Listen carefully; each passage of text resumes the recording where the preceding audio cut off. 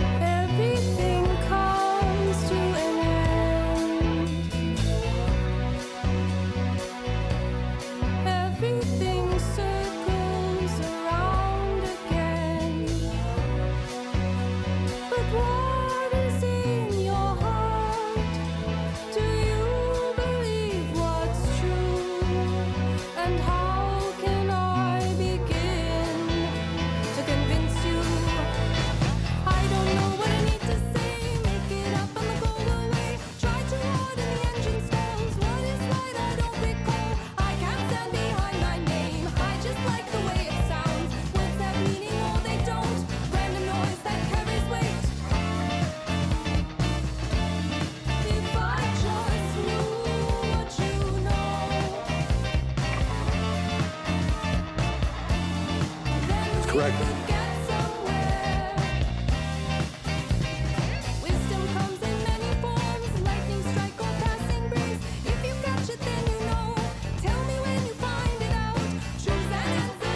That's correct.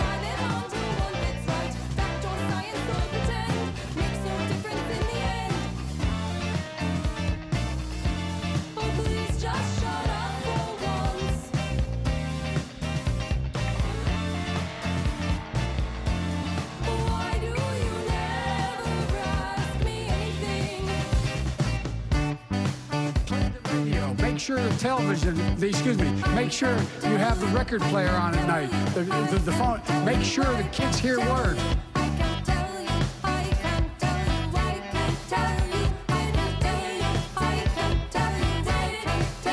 That's correct.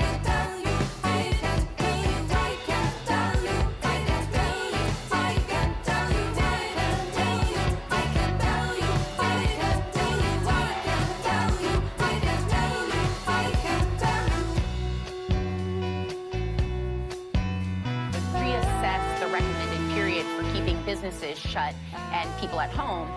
Are you at all concerned, as Trump said, that we cannot let the cure be worse than the problem itself? We have to take care of the cure. That will make the problem worse no matter what. No matter what. We know what has to be done.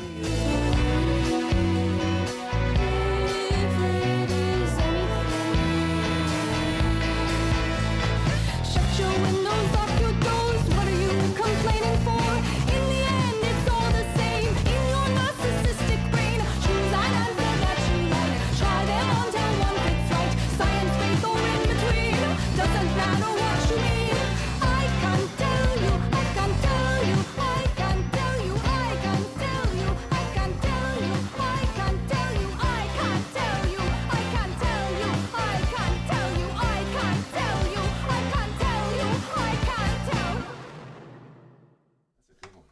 Hey, everybody, how's it going? That was the Curls. They have a lot of songs, guys. More than that one, okay? I think you'd like them. That's why I'm playing more Curls songs. Ben, what'd you say about that song? I liked it. He liked it. I like the see? Curls, man. All right, how's it going, everybody? Your Ben Joravsky show is moments away here. Just getting everything set up. Holler if you can hear me, and we'll get going. Make sure you hear us loud and clear before we get started. You know what I mean? Well, let's see here. Oh, we got Radio Doogie. What's going on, Radio Doogie? We got Kyle. What's up, Brianna? All right. I guess we're going to get going here. Holler if you can hear us, everybody. Your Ben Joravsky show for Friday, March 27th is just moments away. But before we get into that, we got to thank the following unions for jumping on board and sponsoring this podcast. Unions like the International Association of Machinists and Aerospace Workers, Local 126 in District 8. The International Brotherhood of Electrical Workers, Local 9 are sponsors, as well as the International Union of Operating Engineers, Local 150. A giant thank you to those unions for jumping on board and sponsoring this show. And, of course, today's Ben Joravsky show is brought to you by our good friends at the Chicago Federation of Labor. Benny J, give us a song of the day. Well, you mentioned the Curls. Let's do the Curls. Like a fool. Yeah. How about that? Huh? Like okay. a fool. Love the Curls. The Ben Joravsky show starts now.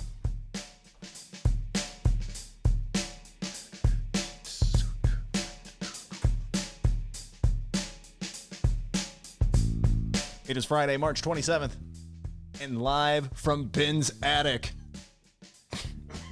This is the Ben Joravsky show.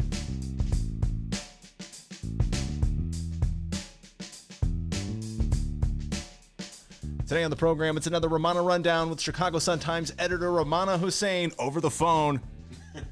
The Chicago Reader's Tracy Baim will join us over the phone. And the Heartland Mamas make their return over the phone.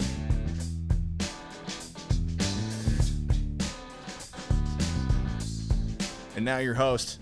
He plays air, bass, drums, guitar. Chicago Reader columnist Ben Joravsky. And he plays it over the phone. Hello, everybody. Ben Joravsky here. We're calling this Lori Gets Tough Friday. And here's why. Mayor Lori Lightfoot closed the parks yesterday. She had no choice. She said the people of the city of Chicago had let her down. This story was breaking yesterday, Dee, as we were still on the air, and we talked about it. But since then, big news, front page news in both newspapers. Lori Lightfoot, Mayor Lori Lightfoot, is mad at the people of the city of Chicago. So she had to close the parks, lakefront parks in particular.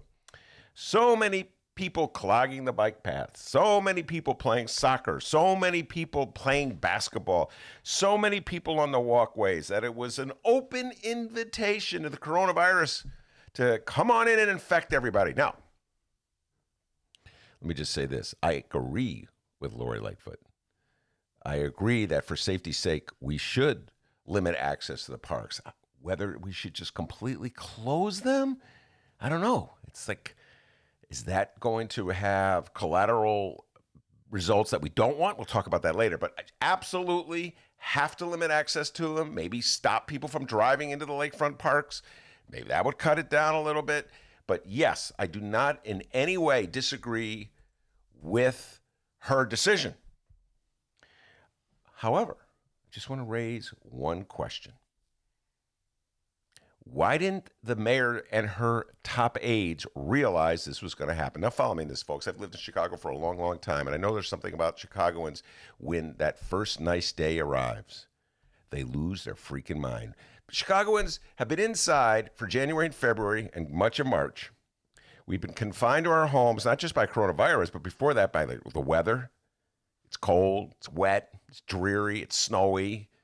You know, even with climate change, winter is no joke in the city of Chicago. So we're all pent up and frustrated and sitting in our houses at that one nice day. You know how it is, Chicagoans. Anybody who's been in this city for more than 1 or 2 years know what it's like. Boom! Everybody leaves the house. Doors fly open. I'm on my bike. Wee woo! Suddenly they got the rollerblades out. Rollerblade haven't done that in like 6 months. They're flapping around. They rush to the park. I mean, we all know what it's like. Anybody who's been in this city, and I've been in this city since 1981, like that first nice night, Everybody's in a car. Ever notice that, D? Like the streets are packed. Suddenly the impulse that people have to get out. Yeah. I've seen it happen so many times. Smell weed everywhere. That's something else. That's in the days when it was illegal. People were doing that. So we all know that's how Chicagoans behave on that first nice day. Tuesday was perhaps the nicest day of calendar year 2020. It was a beautiful day. Now, this is going to sound strange coming from me because I'm not a guy who follows the weather. Everybody who knows me makes fun of me. Like if suddenly it's raining, I'm like, God, it's raining. And they'll go, duh. Tom Skilling talked about it yesterday. Didn't you watch the weather? So this coming from me is, I admit that this is a practice, do as I say, not as I do thing, because I don't follow the weather, and usually I'm stuck without an umbrella when it's raining, or I'm wearing warmer clothes than necessary when it gets really hot. But I know that most people aren't like me in many ways, and particularly in this way. Most people follow the weather. I have to believe there was somebody in the mayor's office who was following the weather. One of those people who looks at the weather on his or her phone, and we know there's a lot of them. Oh my God, my phone. They're up to date on their phone. Like Dennis has got a little of that. And do you knew it was going to rain yesterday before I did? I'm always following the weather on my phone. Yeah, like Dennis said to me yesterday, I need a parka. I go, why? It's not raining. It could be raining tomorrow. Hello. Okay, so I gave him a parka. The point is, there's got to be someone in the mayor's office like Dennis who followed the weather and would have said, to the mayor, hey, boss, might be a good idea. This would be Monday, the day before Tuesday. Might be a good idea. No, actually, I'm sorry, Tuesday, the day before Wednesday. Might be a good idea if you, put out an alert saying the parks will be closed to cars because there's probably going to be a lot of people flocking to the parks. I don't know. Might be a good idea. Nice day, first day. People are going to be flocking to the house. Nope. Apparently, nobody thought of that. Nobody looked at their weather channel. Nobody looked at their phones. And so what happened? Chicagoans flocked to the park. Now, I share Lori Lightfoot's irritation at the people playing soccer and the people playing basketball. We talked about this yesterday. I'm with you 100% on this one, Mayor Lightfoot. People who got together to organize a soccer game or a basketball game because it was a nice day, never taking a moment to think about why everyone's available to play. Because you're off work, because we're trying to limit social closeness. We're trying to promote social distancing so we don't all infect one another. Oh, you guys, are you off today? Yeah, I'm off. Let's go play soccer. Hey, how about a little two-hand touch? Like, oh, that name's I mean, I can't even make fun of the kid down from Cincinnati went to Florida. I was like, Corona, man. If I get it, I get it. Because apparently there's a lot of dumb people in the city of Chicago. So I'm with you, Lori. Mayor Lightfoot, I'm with you 100%. Watching those knuckleheads play basketball and soccer in the middle of this pandemic. Whoop, there goes the train. We'll get to that in a little while.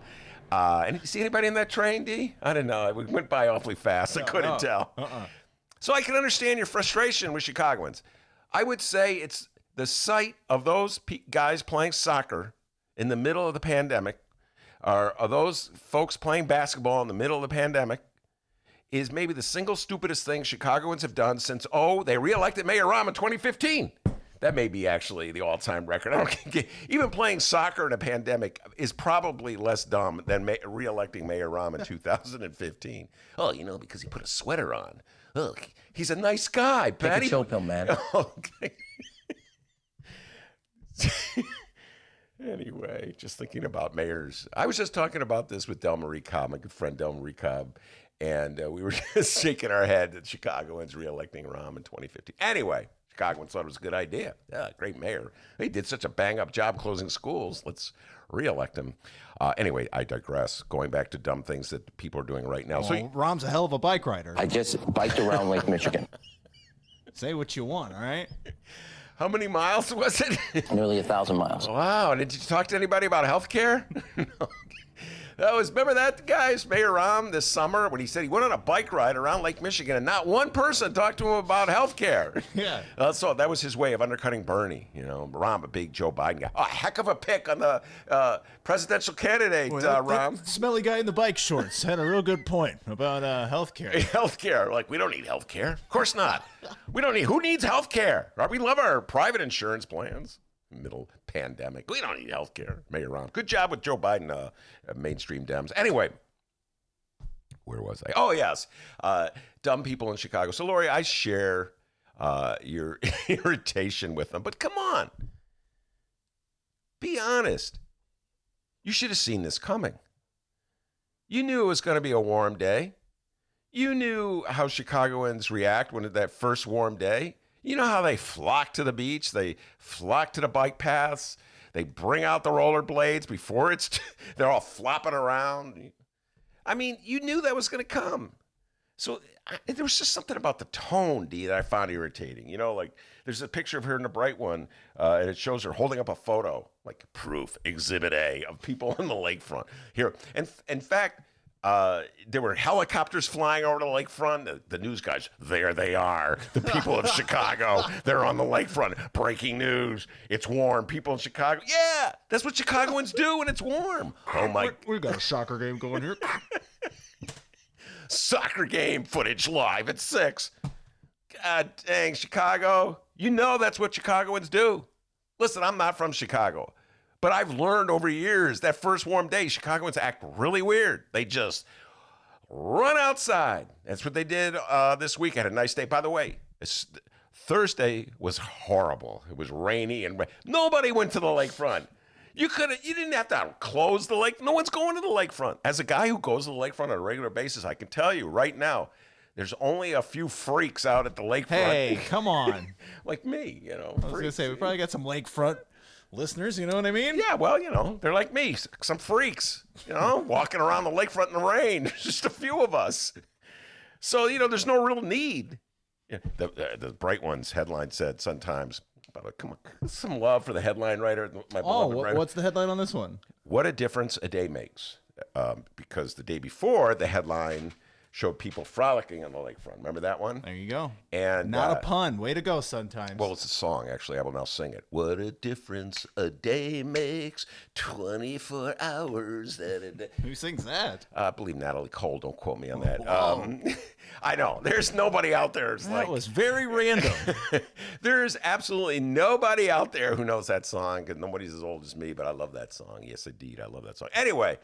That's an old standard, by the way. She's probably by no means the only person who's done that. So, what a difference a day makes. Yes, the photograph shows one straggler walking along the lakefront. One guy walking along the lakefront. It's Joe Biden. No, it's Robert Mueller. That's correct. And it says trail closed, but due to hazardous conditions, keep out. So, all right, that's like. What was that old line, D? You're from Alton. They closed the gate after the cow got out of the barn or whatever. No one ever says that downstate. Good God. Not close the gate. Huh? You close the gate, the cow's out of the barn. You're closed off the lakefront. It's a crummy day. No one's going there anyway. I'm going to have to give like 101 lessons to the mayors of Chicago about people in Chicago. They don't go to the lakefront when it's miserable, and they do go when it's nice. So when it's nice, you got to say, don't go to the lakefront. There you go. You have warnings about absolutely everything every day. They have the health commissioner come out. They would have thought, they'd say, hey, tomorrow's supposed to be nice. So there's something about the tone, the big pictures. Hey, don't act like you're not winging it here, all right? We're all winging it. And that's the point. By the way, you should hear Dr. D on this subject. Every day I get an earful about the mixed messages. No, you don't. But you're right. You're absolutely correct. No, but wait. As I say this, I have to. Here comes the train. Here comes the brown line running regular. Is there anybody on it, D? I can't see. It's hard to tell. I don't think there's anybody on it. No. There's a better, when we were on the sidewalk and you could look right up at the train going by. I'm on the phone with Dennis. Go, Dennis, brown line going by and no one on it, okay? So that there is a mixed message. Like, why are the trains still running, like it's a regular day in the city of Chicago, Why do we have an election in the middle of the outbreak while we're telling people stay at home, okay? All these, why are we continuing the construction project of 78? It's not, well, first of all, I would argue it's not needed at all. It's a waste of money, but whatever, the city of Chicago thought it, in its infinite wisdom, they wanted to spend their property tax dollars on the construction project. Why are we continuing that? We talked about that yesterday with Lorraine Targos. Why are they continuing that project? So all kinds of mixed messages are being sent out all the time. I just find it irritating that the mayor made such a big deal, like Chicagoans did something wrong and she has to sternly step in and correct our misbehavior. And she's got Exhibit A, the photograph. She holds up the photograph. Here they are. On the lakefront on a nice day. Oh, like I needed a photograph to know that Chicagoans are going to the lakefront on a nice day? I don't know. This is a tough thing. We're all facing this together. We're all trying to do the right thing. Some of us stumble. Some of us are really bad at it. I think we'll all agree, Mayor Lightfoot, you and I will be total agreement that Donald Trump is an abomination as a president anyway, but particularly at this time of need. Talk about mixed messages. Good God, every day he babbles out something different than what he said the day before. Now he's getting ventilator gate with fighting with the mayor of New York, the governor of New York. First he said they don't need more ventilators. Now he's saying they do need more ventilators. Just get them the ventilators. You're the president. So I think we can all agree, Mayor Lightfoot, that Donald Trump has been an abomination as a president. I think we all agree that you and Governor Pritzker, we're going to get into this a little later, you're trying your best under very difficult circumstances. But come on. Kill the tone. You guys dropped the ball as much as Chicago did. You guys did not close down the parks knowing that it was going to be a sunny day. At the very least, you didn't prohibit people from driving to the lakefront parks. It would have cut down the number of people there. I'm going to tell you something else about Chicagoans, Mayor Lightfoot, just between you and me. They're lazy. Yeah. I mean, it's funny, the Chicagoans, they'll go to the park and run, and they'll go to the park and they'll be on their little roller blades, right? And they'll go in the park and play soccer, but they have to drive there. They won't walk there. Well, I'm not walking, I'm getting in my car. It's something else about Chicagoans. So if you limit access of cars to the parks, you would have cut down the number of people in the park. Hey, man, I should be running the city, huh, D? No. Oh, yeah, it's a good idea. Anyway, a little humility every now and then on everybody's part. We don't know. Nobody knows everything. Even I don't know everything. But I do know this. When it's a nice day, Chicagoans go to the park. We got a great show. Yes, indeed, Rummana Hussain. She's got a lot to say about Gwyneth Paltrow. Oh, okay. I was talking to Rummana. She was pretty funny on the phone Oh, today. I know what she's going to be talking about. Yes, indeed. Oh, boy. Tracy Baim from the Chicago Reader will be on as well. She's going to do a couple riffs or two about Donald Trump and promote the Reader's Coloring Book. And then the Heartland Mamas will be coming live from the boonies. Heartland Mamas. Don't call it the boonies. I thought you Yeah, were gonna come get on. hard at- Only we can say that. When we're from the boonies, we can say boonies. Heidi Henry and Murray Briel, the Heartland Mamas, they got a lot to say about the coronavirus impact on rural areas and how it's easy to overlook the impact on rural areas, particularly since many of the politicians in these areas are pretending like it's not going to impact them. God, I'm thinking about the insane governor of Mississippi. Oh, God, the Republican Party. You got to start looking in the mirror, really, big time. Some of the people that you've elected as your leaders are disgraceful. Anyway, the Heartland Mamas love talking politics with the Heartland Mamas, Heidi Henry and Murray Briel. They'll be here as well. But before we do any of that, the pride and joy of Alton, the man they call the doctor, with the news. Hey, everybody, how's it going? Happy Friday. I'm Dennis. What's so funny? Nothing. I just love the way you hug. Not really a doctor. Oh, by the way, people, don't be surprised. Not even a pandemic won't stop Ben Joravsky from being Ben Joravsky. That riff there, buddy. Good Lord. Come on, man. I'm sorry. Chicagoans, it's nice. We're going to go to the lakefront. But come on, D, look at this. This is Lori Lightfoot with the picture. The only show with that take. I can guarantee that. I know. Look at the picture. She's holding up the State Exhibit A. People at the park. Please. Look, she's got the picture up. Chicagoans, I got proof. You were at the park yesterday. Duh. Sorry, man. Come on now. All right, so let's talk here. Live stream chat room, what's going on? Tell us what's on your mind. And downloaders, hey, we don't show you guys enough love. I was realizing that the other day. We appreciate every single one of you going through the effort of finding, downloading, and listening to these shows, especially during these, quite frankly, insane times. 3 weeks ago, if someone were to tell me that my future would entail drinking coffee out of a Prince mug, look at that. Ben, that's a Prince mug. I know. Where'd you get this from? You don't remember? I did a riff on that. Oh, that was when we were on. When you were fired. Oh, yeah, before I got fired. Remember, I went to Los Angeles, and there's a store, Kaleidoscope. Love you, Kaleidoscope. And they sell Prince mugs and flasks. I had the Prince flask. Remember that one, too? I love Prince. Do you like Prince, D? Yeah, Prince is cool. Oh, man. No, but seriously, 2 weeks ago, if you were someone to tell me my future would entail drinking coffee out of a Prince mug, producing a podcast in Ben Joravsky's attic, well, I would have laughed right in their face. But here we are. And to all who download, seriously, we thank you. Watching our numbers grow in the last year has really motivated us to keep going. Now, keep downloading, or at least tell a friend about the show, so maybe they will download if you ever stop for a little bit. You know what I mean? Ben, before we talk more local news, we have to mention this weekend's Benny J bonus interviews every weekend at both Chicago Sun-Times and Chicago Reader websites, or wherever else you download your favorite podcast. We post exclusive, never-before-heard Ben Joravsky interviews. Here's this weekend's lineup. On Saturday, Ben gets his NBA fix. It's Chicago Sun-Times Bulls basketball writer Joe Cowley. Ben, tell everybody about that interview. All right, now listen. I know many of you out there listening to this right now are not sports fans. You're not basketball fans. You're not Bulls fans. And so just the thought of me talking basketball with Joe Cowley is not going to really motivate you to listen. So I understand that. But keep this in mind. There's no sports. I'm a huge sports fan. There's no basketball. My beloved basketball season has been taken away from me. One of the ways in which I cope with the madness in the world has been denied me. So I'm going through a little bit of withdrawal. I admit that. So I just had to do it. And Joe Cowley, I think Joe Cowley is the best beat writer, basketball beat writer in this country. I read a lot of basketball. He writes for my beloved bright one, the Chicago Sun-Times, and he's been on the show before. And we get pretty good hits from him. There are some basketball fans out there.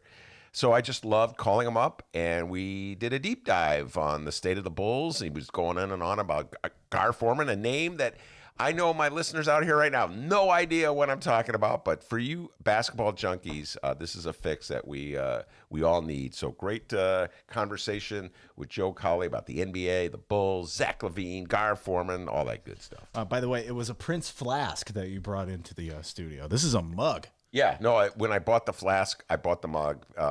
Little in love with Prince. I make that confession right now. I love Prince. Sorry to embarrass you. Okay, Yes. On Sunday, it's the long-awaited Ben Joravsky Show return of that guy who was a former Jeopardy contestant. You guys remember him, right? It's Neil Muhammad. Neil Muhammad, pound for pound, is one of the smartest and most astute political observers I've met. He ran for Congress in the 16th Congressional. I was just talking about this with Marie Briel while we were prepping the show, one of the Heartland Mamas.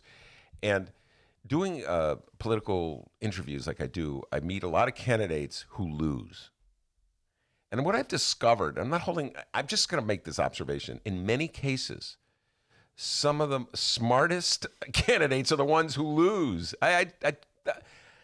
I'm not trying to denigrate the voters of Illinois and Chicago, although I think I just did when I said re-electing Mayor Rahm was even dumber than playing soccer in the middle of a coronavirus epidemic. But Neil Muhammad lost in the congressional race in 2018. He was running in the 16th district, the Democratic primary, and I got to know him through that. And I just love talking politics. The guy is so smart, so well-read. He puts together just like all the pieces of the puzzle. And he does this in a calm, reasonable, measured manner. And so we took apart the coronavirus pandemic. He talked about it from a health perspective. We talked about the political implications of it. We talked about Donald Trump's reaction. We talked about the politics of Donald Trump's reaction, like what kinds of messages Donald Trump was trying to send when he did things like saying the churches will be open for Easter. They'll be packed. So Neil Muhammad, very astute observer of politics, and folks, I think you're really going to enjoy that. That goes on Sunday, correct, Dee? Sunday morning, it's Neil Muhammad, and yes, he's smarter than both of us put together. He's a great guy, though, and He's humble. Okay, Lori, you can learn something from Neil Muhammad. He's really smart. Lori Lightfoot's really smart too. Okay, but he's humble about it. So great guy, Neil. And he's going to be going to be on the DeKalb County Board. So congratulations, Neil Muhammad. He is going to be in the DeKalb County Board. And finally, on Monday, I'm going to put together our local news segments from the week for our Oh, What a Week It Was special. A great segment, by the way, that you can send to that friend I was talking about earlier. Yes, and one last thing, we're going to do an interview with Mary Wisniewski from the Chicago Tribune. She is she covers public transportation for the Tribune, so I might get in a little conversation about transit in this age of the coronavirus. But mainly, we're going to do the deep dive on Nelson Algren, the great Chicago writer Mary Wisniewski. In addition to being a beat writer for the Tribune and a union activist at the Tribune, I might talk a little union stuff with her. She wrote a biography of Nelson Algren. It's Algren's birthday now. Great Chicago writer, and we're going to have a little fun talking about how some of the stuff Nelson Algren wrote way back when applies to Chicago now in the age of the pandemic. So we haven't done that interview yet, Dee, but I'm looking forward to it. So that's this weekend's lineup. Go download them as soon as they become available at both Chicago Sun-Times and Chicago Reader websites and wherever else you download your favorite podcast. Tell your friends. And if you're still bored at home and still looking for more content after powering through those bonus shows, comb through our archives. There's hundreds, and dare I say, damn near 1,000 shows and interviews to listen to. And Tuesday, we'll be back with the regular Ben Joravsky show. That's correct. All right, now let's keep talking. What? So funny. Mueller just. I missed my book, my Mueller report. You know, I left it at the Sun-Times studio, D. I don't have my Mueller report. Every now and then I like to take the deep dive, you know. All right, now let's keep talking the local news here. You heard how the mayor's handling things from Ben. Now what about our Illinois governor? Yeah, and if you can't guess what J.B. Pritzker is doing today, or every day for the time being, well, you're going to need to catch up, all right? He's given his daily COVID-19 public briefing on what the hell the game plan is for the state of Illinois. Turns out, federally, that's a roll of the dice. No one knows. But the governor has been busting his buns, and today is more of the same. The following comes from Shia Kapos and Illinois Politico. Can't say it enough. For a daily briefing on Illinois news, subscribe to Illinois Politico. Illinois Politico writes, while some governors complain that the federal COVID-19 stimulus package didn't do enough to help states fix their bottom line, Illinois Governor J.B. Pritzker was a little more accepting towards it. He says, quote, it's progress. And he also says, let's recognize a win when we see one. Does more need to be done? Yes. Pritzker done his fair share of complaining about the White House being slow in responding to states' needs to handle the coronavirus. So Thursday, the governor was focusing on his own financial aid package.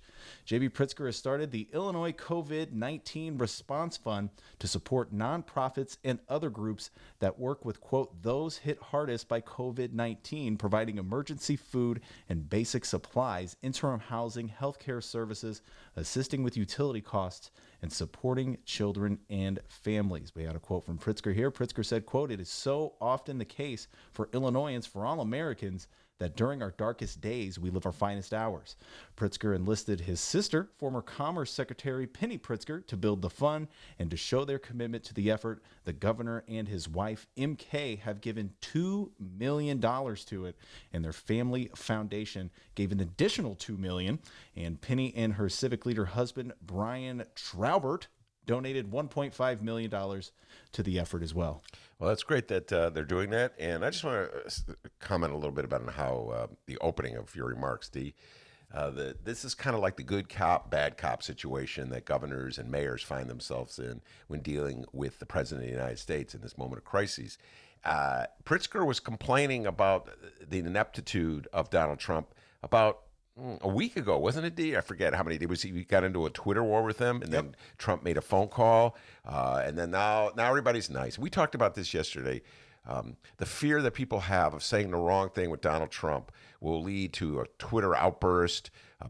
Dr. Fauci, has he been exiled from the press briefing because he was like put his hands over his face or something Trump said?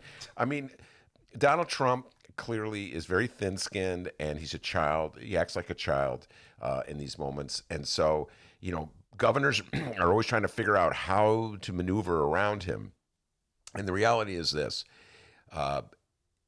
Illinois' needs right now are not as great as New York's. It could get to that point.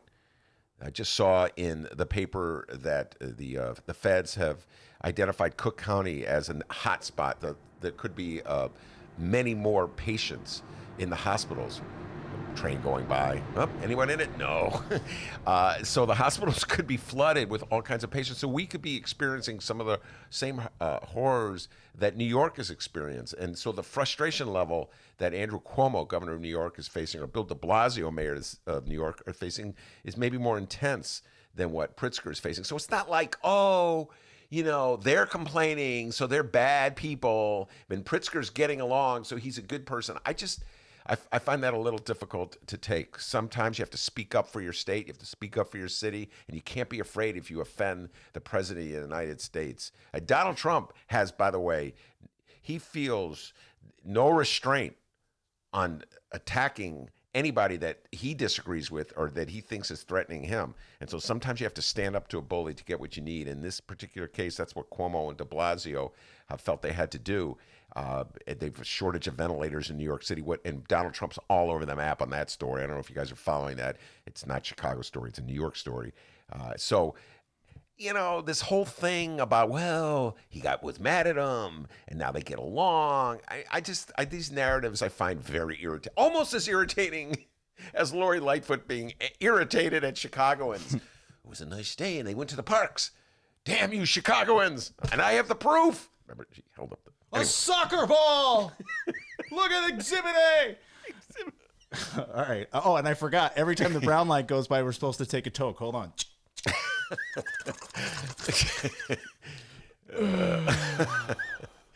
All right.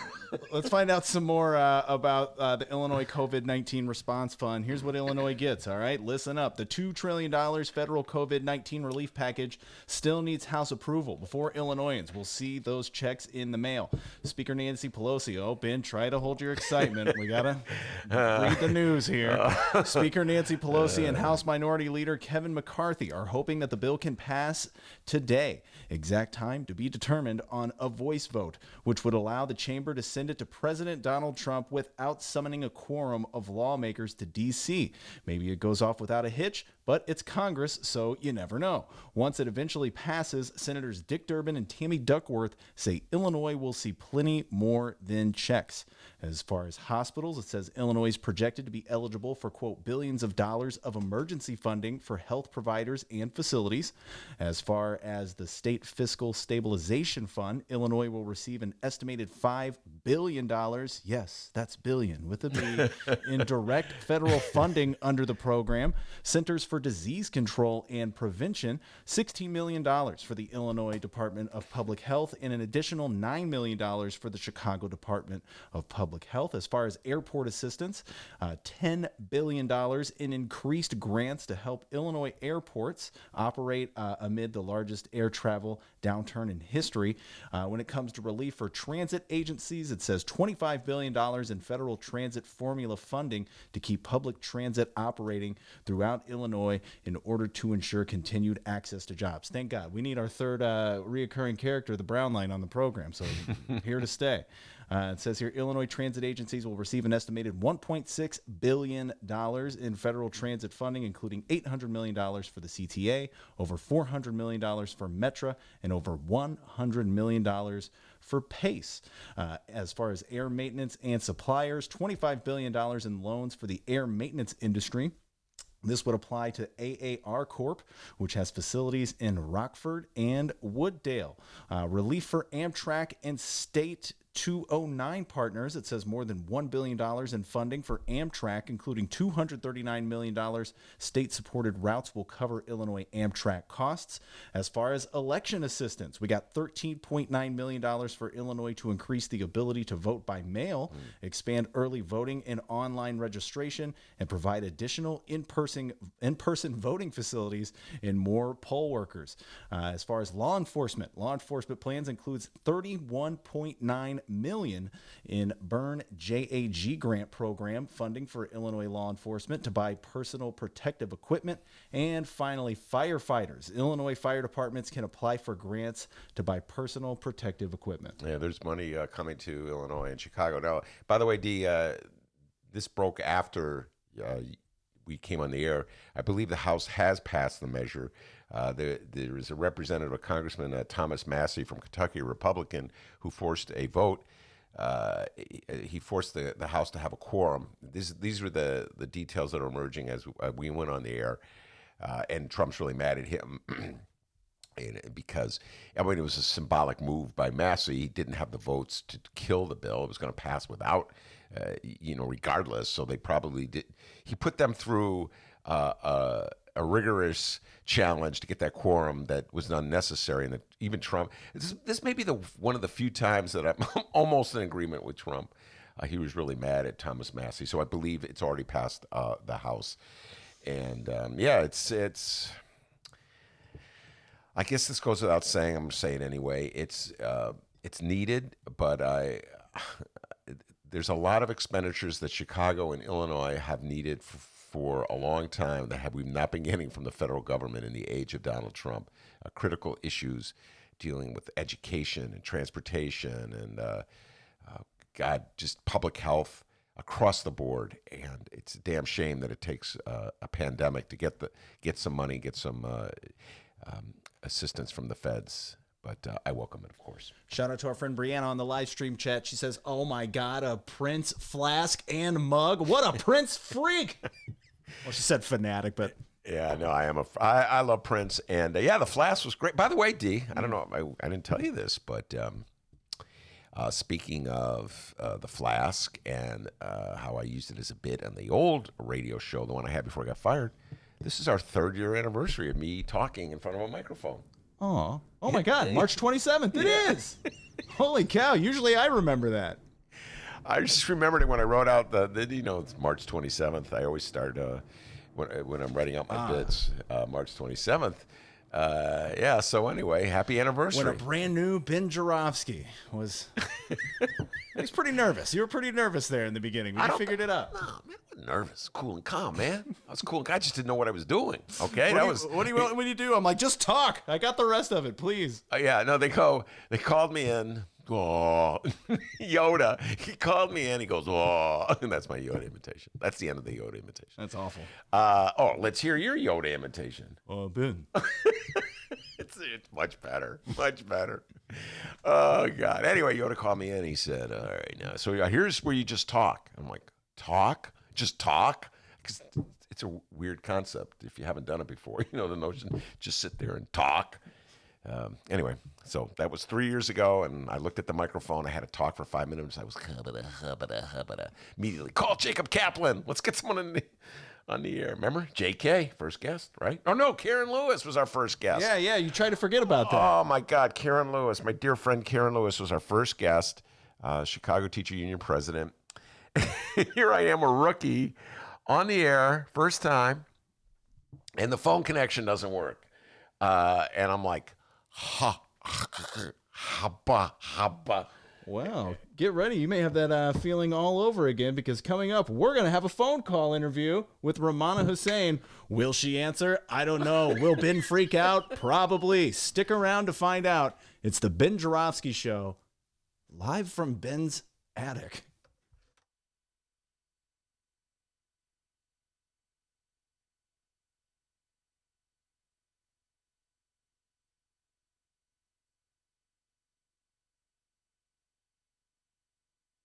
I just biked around Lake Michigan.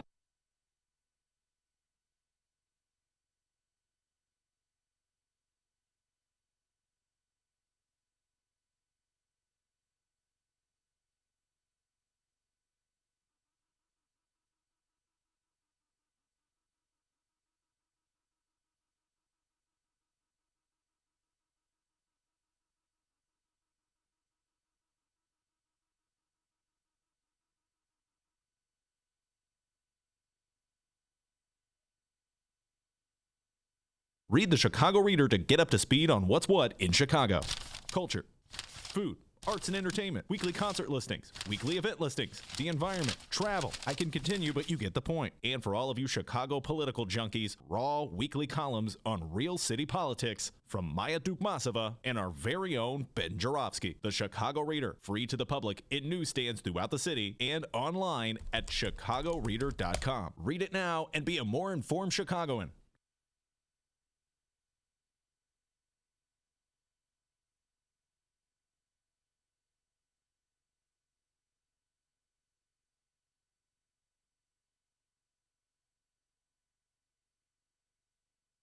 Welcome back to the Ben Joravsky Show, live from Ben's house.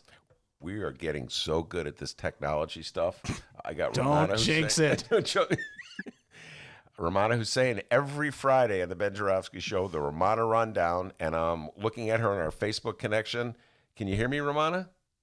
Yeah, I can hear you. Loud and clear. Can we just take a moment to appreciate Dr. D? He's the guy who has to make these phone calls. Yeah. Every phone call, Rummana, is that moment of panic. Will this go through? Will it work? And you know what? Here we are. Yeah, Friday. How you handle it, Rummana? You losing your mind yet? It's good. It's casual Friday, so I'm in my pajamas. Every day is casual Friday. Tuesday. I know. I'm totally wearing my pajamas when I can, or workout clothes. I'm not dressed professionally. So are you enjoying it? I mean, I know at first you were saying, "Oh, you're an extrovert. You like to be with other people in a work environment, an office environment." Are you really getting into working out at home? No, I don't like it that much. The best part is just waking up and just rolling out of bed and going to work, but I don't like it that much. I kind of miss talking to people and just walking around and just having the communication. And given the business that we're in, we all have to talk to each other. And especially, we're not working in a publication that just, goes out once a week. This is something that's every day. So it's just a lot of, I got to keep track of my Slack messages, my emails, my phone, and, I got to keep track of all the reporters and all the different things that are happening. So it's tricky. I don't like it that much. I don't know if I could work at home all the time. Yeah. Ben loves Slack. I know you do, but That's not true. Slack. Dennis said Ben loves Slack, and yeah. Well, it's a generational thing. All the younger people at our work use Slack, and the older people use email. And I kind of do both, but there's some people who don't check Slack. There's some people who don't check email. So it's like when you have one message, you have to tell to go on every single device or every single sort of thing that's out there. It's kind of crazy, but it's fine. I'm surviving. Yeah, I'm happy to hear that, and I'm going to avoid a dissertation on Slack because it's not worth it. Instead, let's take a dissertation on your very funny column. And you talked about it last week because it was online. Speaking of old timers, sorry.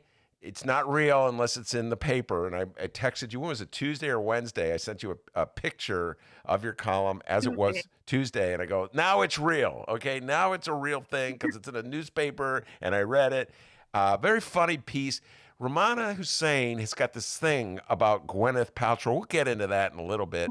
Our live stream chat room is actually, they've asked her about the Gwyneth Paltrow thing. Yeah, we're going to have to deal with the Gwyneth Paltrow thing because she's got a couple funny lines in here. All right, so you did a column about a low tie. Now explain to people what the low tie is and what your column was all about. Go ahead. Yeah, I know. Even though I talked about this last week, I'll reiterate or emphasize now that Ben read it. Basically, a lota is what most Indian people have in their households, right next to the toilet. And basically, I don't want to go into too much detail, as I said in my column, but we use the water to clean ourselves when we go to the bathroom. So we do use toilet paper, but it's mostly for drying. And so people who come from cultures that are like Middle Eastern, South Asian, even Asian cultures, they all have this version of this. And the reason I got that idea is to write this column is because a lot of Indian people and South Asian people on Twitter and other cultures, it's very common in the Muslim cultures too, any culture that comes from like the Muslim community, which is a big diaspora. Everybody was making jokes about, Americans and other places grabbing toilet paper. They're like, just use a lota. and then I started laughing because some kids I went to high school with who were Filipino. One guy had a picture of something they use, which is similar to the lorta. It's called a tabo. And he basically said, he had a picture of the tabo, and he said, "I'm ready." And I'm like, wait, is that what I think it is? And then it kind of started a discussion. So then I kind of had an idea. I'm like, I should write something about it. And my editor wasn't sure how I was going to write it because it's, obviously something that could be, I wanted to be tasteful. He's like, how are you going to keep this tasteful? And I think I did. I wanted to kind of make jokes about it because we don't understand, a lot of people in Europe, the more modern version is the bidet or the hand sprays, and you see in Europe a lot. But I don't know, a lot of people who are South Asian or anybody else who's kind of used these devices, you want to call them. I don't know if they're devices. They just don't get why Americans haven't caught on to this. And so my joke was, I'm sure, because everybody always catches on to Indian things, and then they call it something else, and then all the Indians are like, we've been doing this for like thousands of years. So that's why I took a crack at Gwyneth Paltrow, because she thinks that she invented yoga and got people to like yoga when Indians have been doing it for thousands of years. So it just kind of makes us laugh. All right. Well, on a regular basis on this show, Rummana managed to take a swipe at Gwyneth Paltrow. She did it in a column. So before I move on to the latest Gwyneth Paltrow reference I saw, which was in a New York Times story, what is it exactly about Gwyneth Paltrow that sort of tickles your fancy, that gives you sort of devilish delight? I don't know if it tickles my fancy. I think a lot of women, a lot of people who follow pop culture just find her like very pretentious and annoying because she has this website called Goop, and it's a lifestyle brand. And she basically is very out of touch because she sells things that are like, people buy into her stuff. It's a big business. And she'll have things that are like very quackery. Like, why would you do that? Like, she tells women to put jade stones in their vaginas. And she has a candle, by the way, that just came out. It's actually on a waiting list. It's a $75 candle that apparently smells like her vagina. But some people said that she did that as a joke because she knows everybody makes fun of her. So she always says, you have to read her interview. She says things that are very, very just tone deaf, and it's just fun to make fun of. So most women make fun of Gwyneth Paltrow. I don't know if men know anything about this kind of things that she does and says, but we love making fun of her. So I had to take a crack at her because I know she'll do something like this. Well, I have to admit, until we started having these conversations, you're right. I had never thought about Gwyneth Paltrow, and I'm still struggling to conjure an image of her. I don't think I could pull her out of a lineup of other actresses. I'm just not that familiar with her. But it's just so funny. Yeah, she's a good actress. I'm not gonna say I do like some of her movies, but she's very like, I don't know. I guess the funny thing is like she's very waspy and generic looking. I'm sorry.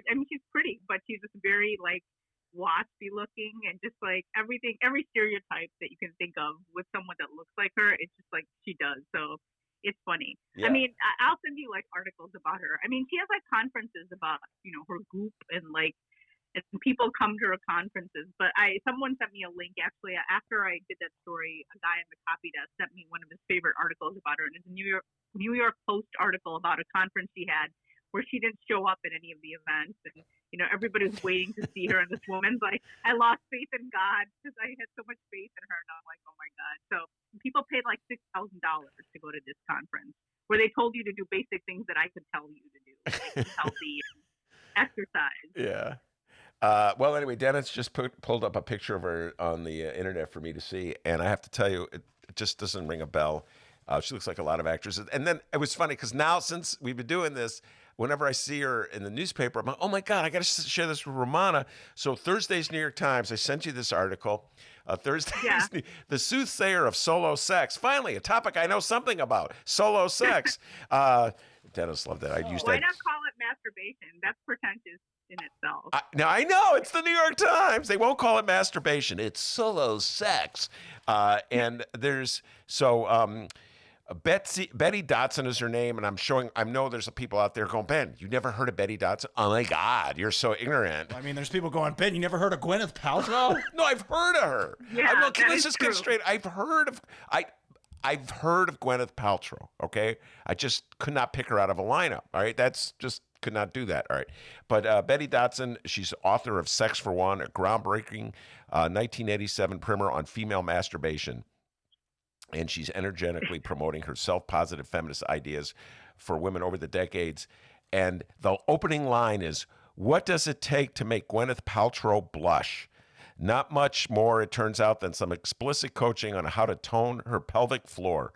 Her instructor, Betty Dotson, the fine artist turned sex educator and evangelist for female self-stimulation, was preaching the benefits of the Kegel-like exercise that Dotson maintains can help trigger an orgasm. And I'm like, man, this is in the New York Times, Rummana. My poor beloved reader, we were doing articles like this 40 years ago. How are we going to survive in this new environment when the New York Times is writing articles about masturbation? I don't know. But, you could see the stuff on Netflix. She has a series on Netflix. It's a lot of, me and a lot of women in the newsroom, we're all laughing about it. So it's something very common that a lot of women who follow celebrities, we like making fun of Gwyneth Paltrow. It's a very common thing. So many articles have been written about that. But she's been sued, too, because people say that she's kind of selling, this, fake magic potion, and so a lot of the stuff that she sells isn't really real, or but sometimes it's so out of touch for the average person. She'll be like, oh, this is the barbecue that you need, and it'll be this grill for $1 million, $20,000 to be more realistic. Yeah. No, the candle, the $75 candle that smells like my vagina. I think that's what it's called. This smells like. Yeah, I never thought we'd be talking about this one today, Benny. Are you saying that? No, but I'm like $75. There's a sucker born every minute, Rummana. Good God. But it's on a wait list. You have to wait for that. Are you? Do you have your order in? No. Okay. I would never buy anything like that. I would never buy anything from Gwyneth Paltrow. All right, let's move on to more serious topics, although this one is a lot of fun to talk about. So you live on the lakefront. You jog along the lakefront all the time. Mayor Lori Lightfoot thought it was important to close the lakefront. I can't argue with her on that point. I have some objections to the tone she took in doing it. What's your thoughts about all this? Well, I can understand why she did it. I can tell you that this was on Wednesday, right, when the weather was really good? Yes. And so everybody went out. I actually went out to walk. And I don't know if people were intentionally trying to mingle, but it's just that there were so many people out there. So many people out there, and there were people socializing. I think it's just people feel like they're cooped up. And so they're once the weather was nice, they went out. I can tell you that I went up running today. That's why I still have wet hair. I went running this morning, and I did run a little on the lakefront. But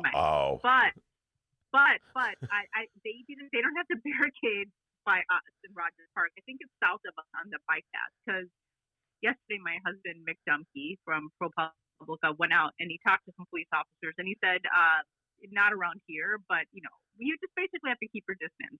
I understand why she did it, but I do feel bad for the people who are outside too. I mean, there's some people who are families. It's just they're gathering, and it probably is hard. So it's on one hand, you understand why people want to get out, because I totally feel like I'm in jail right now. Yeah. But on the other hand, you do have to keep a distance. And, there were some people who had dogs, and I think they were just other people wanted to talk. So people were talking, and they weren't 6 feet apart. I go outside by myself usually. I try to go out by myself, or I'll take a walk with my husband. But that's about it. No, I talked about this yesterday. And I'm not saying I'm perfect. I probably break the rules of social distancing. Well, you did violate the rule about running along the lakefront, and Dennis is calling Lori Lightfoot right now. She's going to have a picture of you, because that was the funny thing. She held up this picture, Exhibit A, people on the lakefront, and but my. Did you see the memes? Did you see the memes they had of Lori Lightfoot? Oh my God! Yeah, they're everywhere. They're everywhere. No, but come on, Rummana. What did she think was going to happen? It was a beautiful day. She should have been proactive. You know what I mean? You might have cut off the lakefront the day before when you knew it was going to be nice. And I think what made her job easier today and yesterday and today was that it was really gloomy outside. So nobody's really outside. Oh. And the people who are outside, they're so far away from each other. All right, now before we leave this topic behind, I have to get you to weigh in on perhaps one of the most interesting aspects of it. Mark Brown, distinguished columnist for the Chicago Sun-Times, wrote an outstanding column. We gave him a lot of credit yesterday about people using the lakefront. And in that column, he talked about how he uses the lakefront and that he frequently runs up and down Cricket Hill, which is a hill at Montrose in the lakefront. Mark Brown says he runs up and down Cricket Hill as much as 15 times. And I just had to say, in my role as commentator and as investigative journalist, that I doubted that Mark Brown ran up and down that hill 15 times. And I can't wait. He might have. He might have done a slow jog. Maybe a slow jog. Or a walk, slow jog. Or it could have been, compiled over a course of time. So it could have been like 15 times over a course of 3 months. Maybe. But I can see him doing it a couple of times. I don't know. He probably slowed down. Well, here's what we're going to do. When this turns nice, God willing, this virus passes, we're going to take Mark Brown to the lakefront and we'll film it. And we'll see how many times he could do the hill. We're not getting invited back to the building after this. Sorry, Ben, leave. All right, yeah, so enough on Mark Brown. I love teasing Mark Brown about that. There was also some stories coming out of India. Rummana, I'd love to get your thoughts on the President Modi there. Wow, in some ways he reminds me so much of Donald Trump. And he totally. Talk about his impulsiveness. Talk about this. Well, I think it was Tuesday or earlier this week. I think it was around 10 or 11 o'clock when I got the alert that he's asking Indians to stay inside for 21 days. Mm-hmm. And this was, I think it only gave Indian people 4 hours to go inside their homes. Now, India is a huge country. I think there's over 1 billion people there for now, the latest count. I think it might be the most populated country after, I think more than China now at this point. There are a lot of people who are impoverished. And I was thinking about that. I'm like, where are they going to go? There's no homes. And so I've been reading a lot of articles about how a lot of poor laborers, because the train system stopped. They don't know how to get home. So they're kind of sitting outside. I've read articles that said that, we'll probably die from poverty before we die of coronavirus. So it's an interesting time. I was talking to a relative of mine yesterday, a daughter of a cousin, and she told me that they are still able to go outside to get food. But she said very few people are going out at one time. And kind of like similar to what's happening here, people aren't listening. And the police officers over there, they have this stick. I was telling my husband about it. I was like, oh, I know they're going to hit people because they're called a laki. And it's like a stick. It's kind of like a bamboo-looking stick. And I was like, oh, they're going to totally use it on people. Of course, he was telling me that they're using that on people. And I've seen video, too. And then it gets a little absurd, too. I've seen videos when we were little kids in India. I mean, not in India. I was born here. But my parents are from India. So there's this punishment. When you get in trouble, your parents would tell you to hold your ears and squat. And so they're making people do that. I saw some videos of them making people do that. My parents made me do that maybe only once. Probably rather hit me with a slipper. But every Indian kid, anybody who's raised by an Indian immigrant parent in the United States knows what it is. So there's been videos of that, and I'm just like, it's just cracking me up because I'm like, this is what they make little kids do when they're mad. So they're making them do the squats if they're catching people outside. And so it's an interesting time there too. I think they're able to go for groceries, but people are keeping an eye on it. And they said it's when I've been to India like 9 or 10 times in my life, mm-hmm. I've never seen there. You never see no people there. It's different than the United States. It's different than the West. You look outside the train, there's always just somebody like standing outside in a field or walking. So, but my cousins were telling me it's pretty quiet out there too.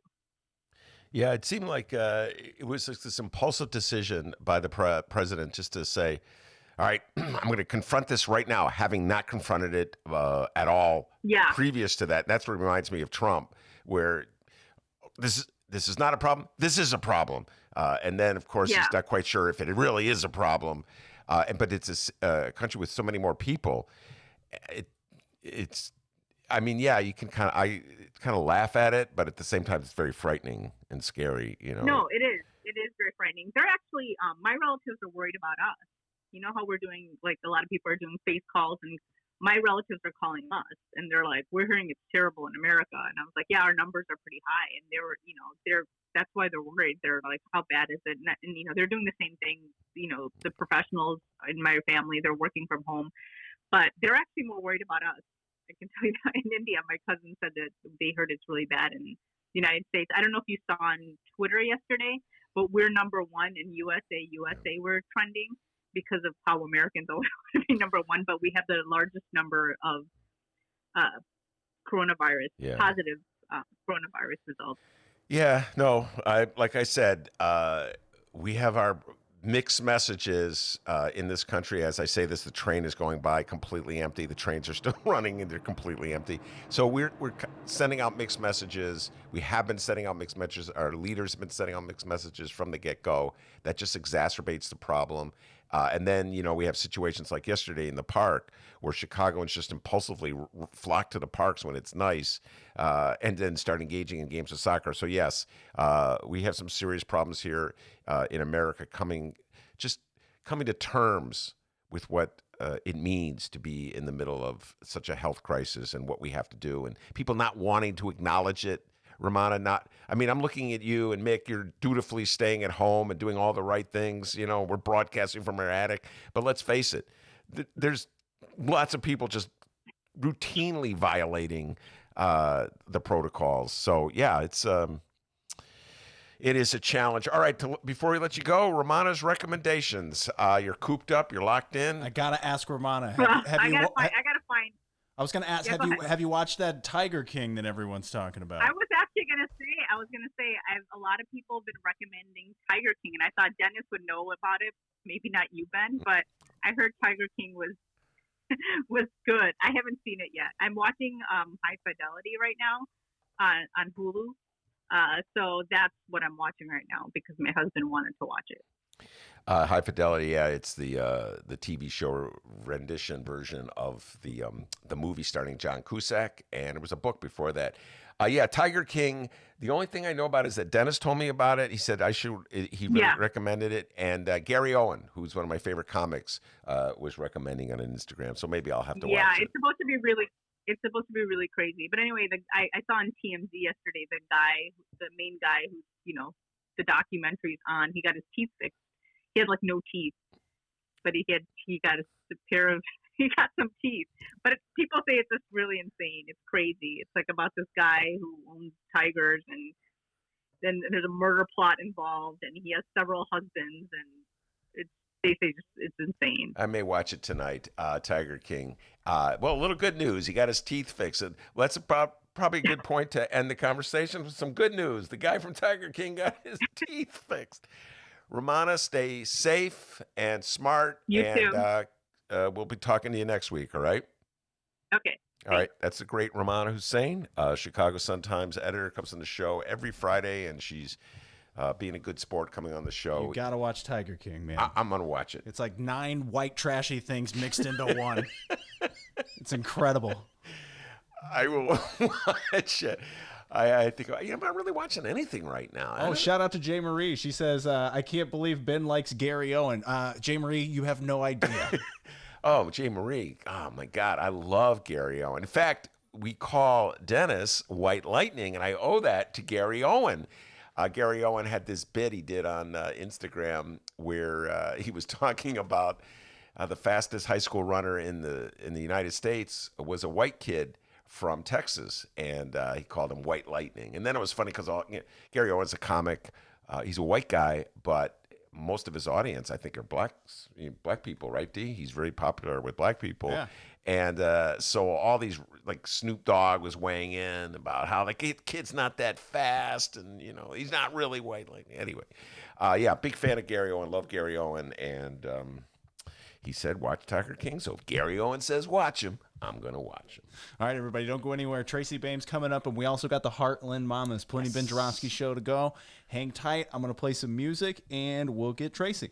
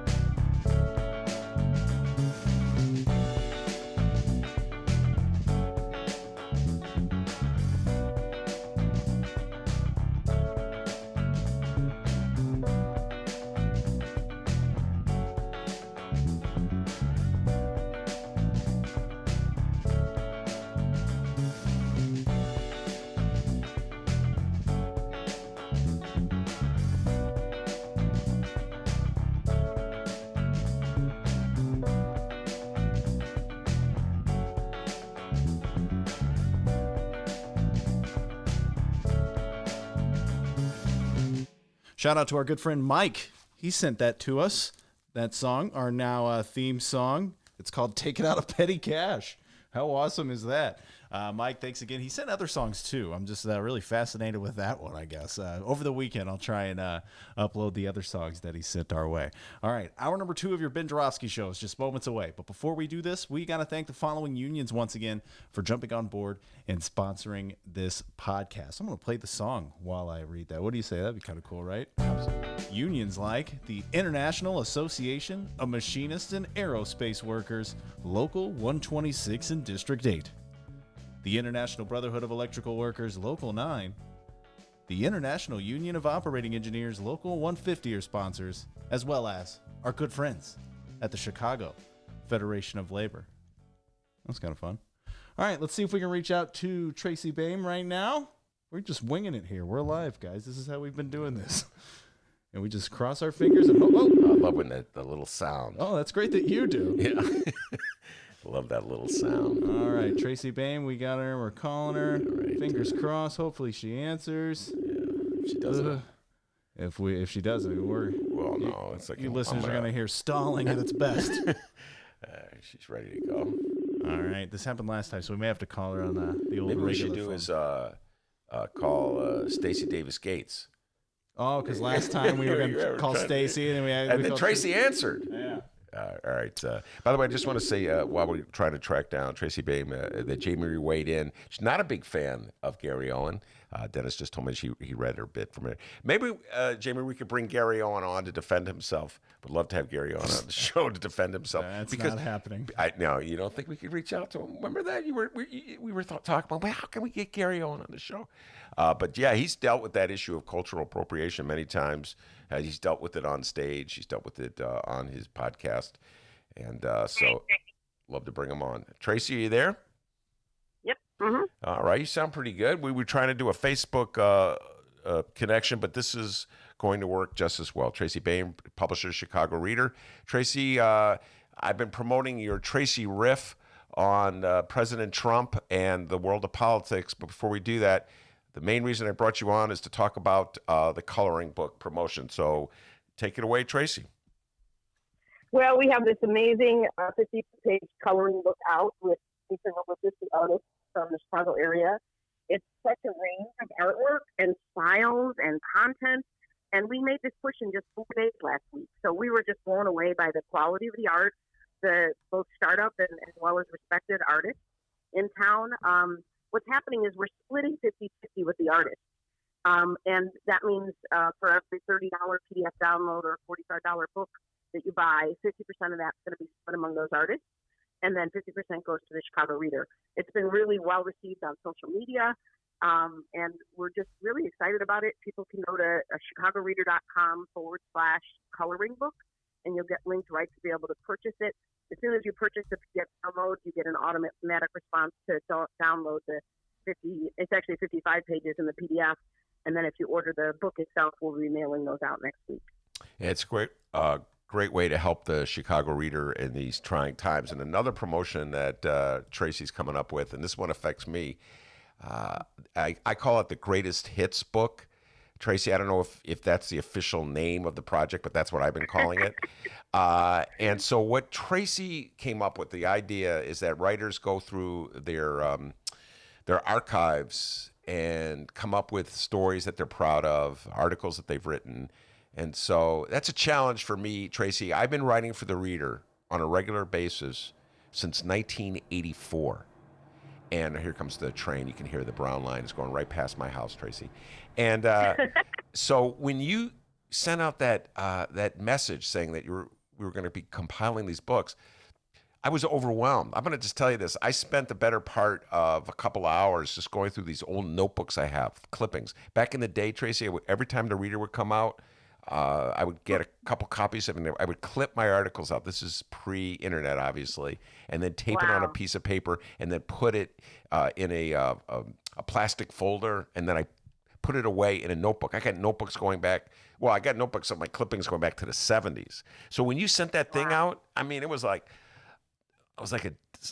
going to a therapist. I started going back and reading these old articles, and it was like, didn't know which one I should take. You know what I'm saying? Because most people probably think of me now as a political columnist. I've been doing this gig for, I don't know, 15 years or so. But before that, Tracy, I've been doing profiles, sports stories, neighborhood news stories.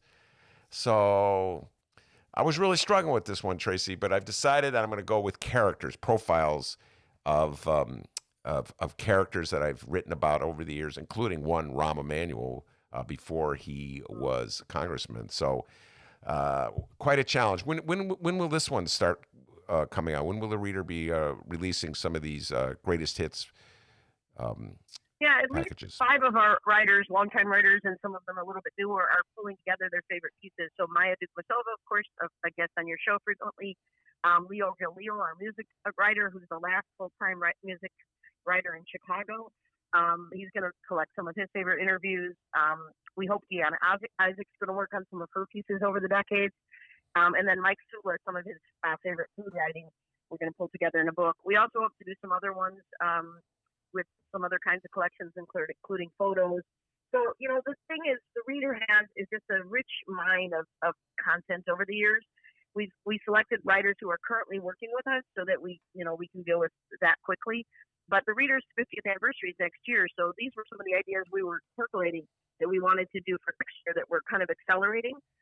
So we can do multiple books from multiple writers, someone like you who has so much to offer. So the books will be available as we get them. Jamie Ludwig on our staff is going to kind of go through them, and then we'll have a creative director format them for PDF download. So Leo's is probably going to be out first, maybe the end of next week or the following week, and then on a weekly basis we'll roll these out.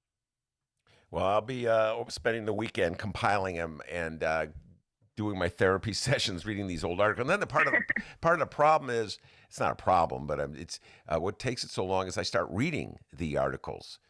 So I'll track down an article. I don't even remember my 1980 stories. I'm like, what? I wrote that? Well, I told you this one yesterday. I'll just share this with people. So I started going through about 1987, and because the Reader Internet Archive goes back to mid-'87. So I had stories preceding 1987 that I can't access through the internet. But anyway, so I started going through 1987, and there was an article that I wrote about a young politician in Chicago named Edwin Eisendrath, who I think was at the time 29 or 30, and was deciding he was going to run for alderman of the 43rd Ward.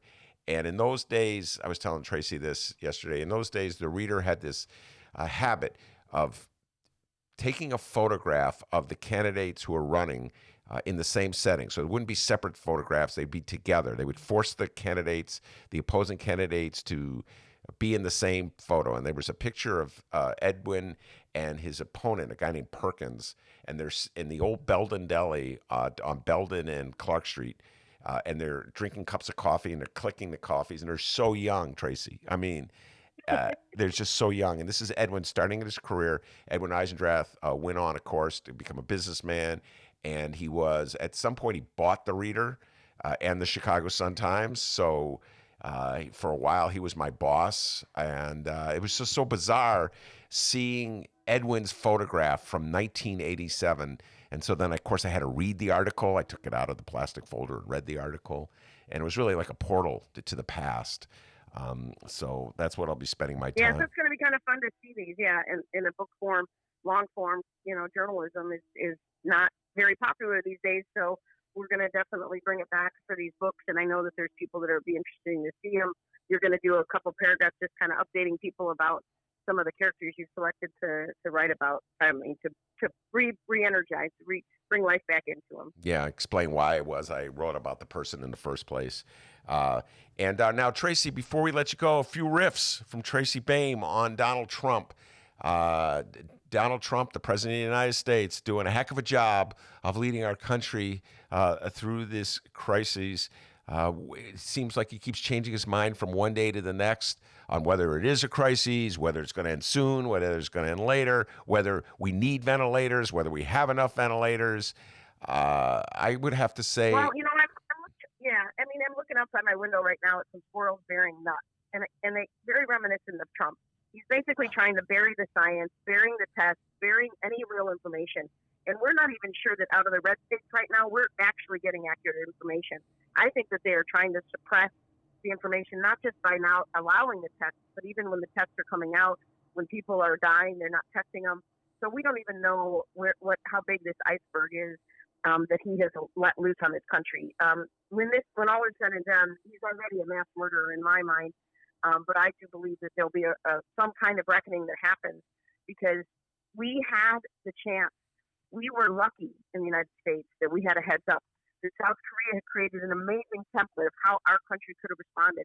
We got our first cases right around the same date that South Korea did, our known cases, and how they handled it versus us is really is criminal. There should be an international court for how some of these countries have handled this for their people, especially those who came after China, after Italy, that should have learned their lessons. So it really is shocking to me. And the most important thing I think right now is to support our healthcare workers out there. They are incredible.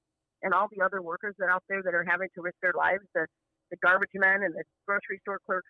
We're learning as a country that the working class and the middle class, the healthcare workers, are really the backbone of this country. It's really a shame in some ways that the primary didn't happen in a different timeline, because I think right now we're experiencing democratic socialism in a large scale way, where the corporations are just fine taking tax handouts, taxpayer handouts, and so are everybody else lining up. And I think Bernie's message and some of the other messages of Elizabeth Warren and others would have resonated much more clearly had this happened in a different timeline. Well, that brings me to one of my favorite themes of the day, politically speaking. I agree with everything you just said about healthcare workers and people working in grocery stores and people collect the garbage. Absolutely. They're on the front lines. They have to do the jobs that they're doing. They have to go outside. It's not like the knuckleheads in Chicago who ran to the lakefront on the first nice day to play soccer. These people have to do their work, and because we couldn't have a functioning society without them. You know this. You read the story I wrote. I've had this mini obsession. I get on these mini obsessions, Tracy, and I'm not done with it yet, that I believe that Joe Biden is not the right person to be leading the Democratic Party at this time. And I believe that for many different reasons, one of which is that he seems incapable of getting a straight sentence out at a time when we really need communication skills, when we need someone to reassure us or someone to present exactly what we have to do as a country and to give us a sobering analysis of what the problem is and what the solutions are and what the likelihood that the troubles will pass. I mean, Winston. Yeah, my feeling is that, during the George W. Bush administration, Cheney was in charge. Biden needs a similar but obviously progressive game plan with a vice president who's actually in charge of day to day, and he is scripted. If he gets to be the nominee, he needs to basically step aside and let the people that do have the capabilities, whether mentally or physically, to run this country, whoever he picks as his vice president, she'll pick in all of his cabinet officers. The best thing that Obama did, because the president doesn't do the work, is to pick the smartest people in the room to do it. And that's what has to happen in order to prop him up. He will be a different kind of puppet.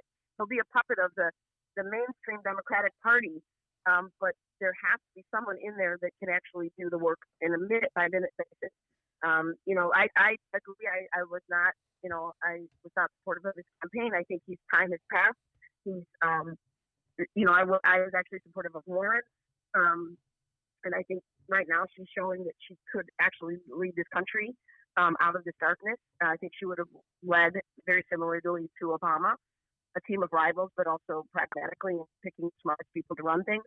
The only hope I have is that Obama still does have counsel of Biden would have the counsel of Obama and other people from the Obama years that were the smartest people in the room at the time, as well as new people. And my worry is this rift within the party and the incompetence of the campaigning and probably the DNC, not the convention, is that we're going to the Democrats are going to bungle this whole election season, and we're going to end up in the fall with a possibility that an election will be delayed and that we will lose more U.S. Supreme Court seats and that all sorts of things will happen because of disunity within the Democratic Party.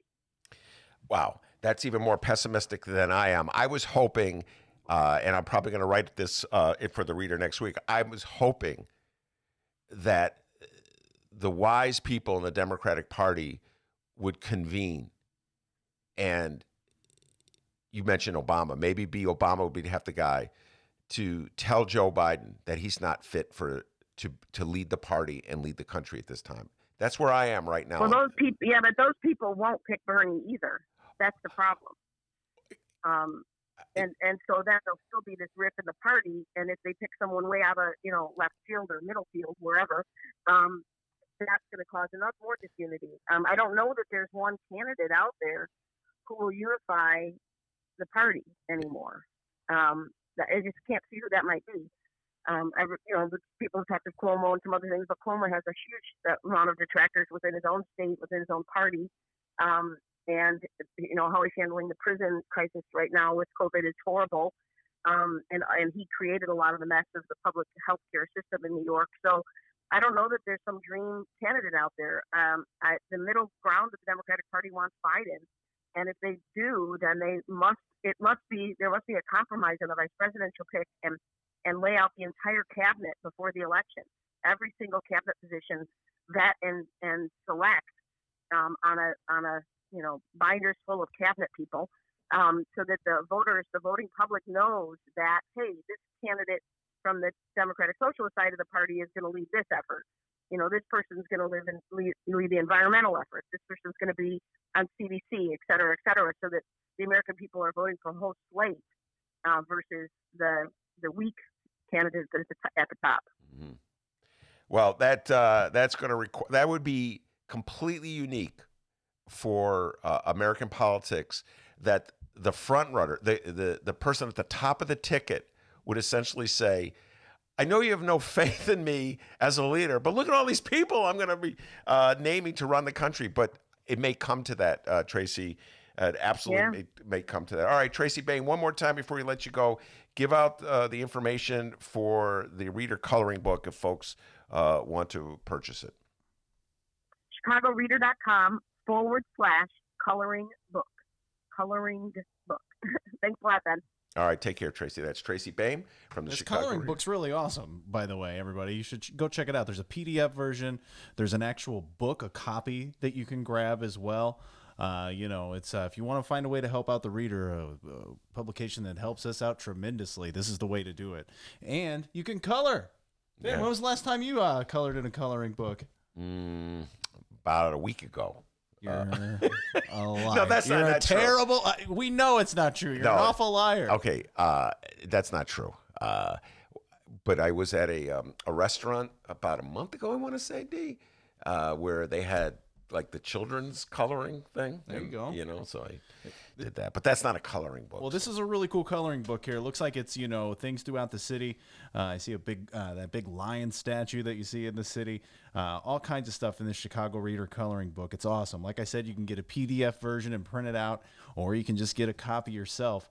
Very creative, and they thought of this real quick. The Chicago Reader, help out the Chicago Reader, and usually, the reader's free. Well, if you want to help out, get this coloring book. Good. Interesting comments by Tracy. I'm thinking about them, absorbing them as I speak, about the notion of Joe Biden running for president and having to announce in advance all the people that he would appoint to reassure folks that he would not be running the government. Well, I'm glad you mentioned that, because before we get to our interview with the Heartland Mamas, we love the Heartland Mamas. We're so glad they can join us by phone. I wanted to run this by you here. It's something we haven't talked about all week, and I feel like it's to the point now where we haven't talked about it, to where people may believe that we're not talking about it on purpose, but I think we're genuinely forgetting about it. The following comes from Vox.com. Last year, several women came forward publicly to say Joe Biden had kissed or touched them in ways that made them uncomfortable. One of them was Tara Reid, who said that Joe Biden used to, quote, put his hand on my shoulder and run his finger up my neck when she worked in a Senate office in 1993. Reid now says that there was more to her experience with Biden. In an interview with podcast host Katie Halper, which aired Wednesday, Reid said that Biden sexually assaulted her, pushing her against a wall wall and penetrating her with his fingers. When she pulled away, she says he said he thought she, quote, liked him. Has Joe Biden been responded to that one at all, or have you seen any response to that? I'm going to keep looking here for the response as I read along here. Tiba Buchanan sent that to me Wednesday night, a good friend of the show, Tiba Buchanan, and that's the first I had heard of it. Man, I'll tell you what, just put that on the list of every other thing that troubles me about Joe Biden. And listen, when I talk about Joe Biden this way, the response from Biden lovers, and Heidi Henry's probably going to give me a hard time about this when she comes on the show too, so I'm prepared for it, is to come at me and go, you're just sour grapes about Bernie. And I just got to tell you, folks, it's not like that.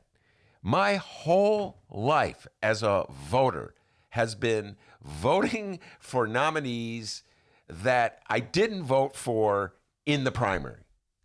I've had this tradition. I'm on the left. My candidates usually lose. And it's just the reality that I've dealt with. So I've long ago learned to adjust and accommodate myself to what the other voters in the Democratic primary like. So I'm not just doing this because Bernie lost. And I find that Biden supporters in many ways are replicating all the bad virtues that they accuse Bernie supporters of having. Like this collective mind thought. They always say you can never criticize Bernie. You get hammered by his supporters. Remember Obama saying, "Stop being so woke. Go back to sleep so we can control you." Well, I criticize Biden. All these Biden supporters. You're just a Bernie bro. You're just mad because Bernie lost. It turns it into this personality thing. Guys, wake up. Your candidate is hugely flawed. You as a party have collectively supported a guy who cannot finish a sentence. We have fun playing the bits of Joe Biden's incompetence at talking about serious issues like the coronavirus pandemic that the whole world is facing. So we make fun of it to a certain degree. We have fun trying to decipher what he's saying, but he's a flawed candidate. And it gets a little hairier here, too. This comes from democracynow.org. Amy Goodman. She was on the station that fired you. Okay. It says here, WCPT 820, by the way. Yeah, well, that's because she wasn't a local person. God, if she ever talked about the TIF program, get out of here. Democracynow.org writes, The Intercept is reporting that the Time's Up Legal Defense Fund, which is set up to help survivors of rape and sexual assault, they've refused to fund the Me Too investigation into allegations against Joe Biden. The charges were brought by Tara Reid, who worked as a staff assistant from then Senator Biden in 1993. So, yeah, look, this isn't going to go anywhere. And I would just say this to all the Biden lovers out there. And I know there's a lot of you. You love Joe Biden. I don't quite understand the love you have for Joe Biden, but I understand that you love Joe Biden. He's a flawed candidate on many levels. And the part about what Tracy was saying that I disagreed with is that as leftists, let me put it for my own self, as a leftist, I'm capable of voting for a competent centrist. Andrew Cuomo, for instance, I agree with Tracy. So much of how he's ruled New York, I've disagreed with. He kind of reminds me of Rahm Emanuel. At the same time, this is a crisis that we're facing, and he is showing a tremendous level of competence. Here in the state of Illinois, J.B. Pritzker is showing a tremendous amount of competence and empathy, and two qualities that are much in need in this country right now. I think either one of them would be better equipped to be the presidential candidate for the Democratic Party coming into this 2020 election than Joe Biden. And Biden lovers out there, you got to start looking in the mirror and asking yourselves the same question that you posed to Bernie supporters. Have you become too fanatical in your devotion and dedication to Joe Biden? I frankly don't understand your fanaticism for Joe Biden at all, but you got to ask yourself those questions. Are you going to lead your party off the cliff with a candidate who now he has a scandal emerging with Tara Reid's allegations against him. So on top of everything else, it just adds to what makes him such a flawed candidate. And I just think Biden supporters out there, You know, got to take this stuff seriously and stop pretending that all is well in the world and that all your problems are based on mean Bernie bros. That's my take on that one, D. All right. Well, I'd like to take this time to maybe make my pitch for 2020 POTUS, if you don't mind. Let me cue this up here. JB Pritzker, 2020. Once all this coronavirus is said and done, who knows when that is? JB Pritzker, 2020. What do you say, guys? Huh? Ben? Huh? Okay. Cuomo, beat it! JB, run for president, man. This is funny coming from Dennis. We point out just a couple days ago. I think you asked me, it was on the air. You've asked me this before in the past when we're driving in a car. JB Pritzker in 2024. And then I always say, well, that you're assuming that the Democrats won't win in 2020, and that was the assumption you were working for, 2024. And now you're saying JB Pritzker in 2020. Well, yeah, with all the talk of Cuomo and how the governors are handling this, JB's doing a top-notch job.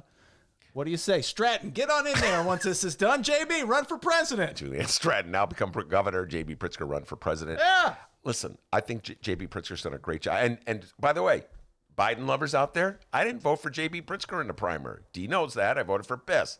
I wish I voted for Bob Diber, but I voted for Biss. And he proved me wrong.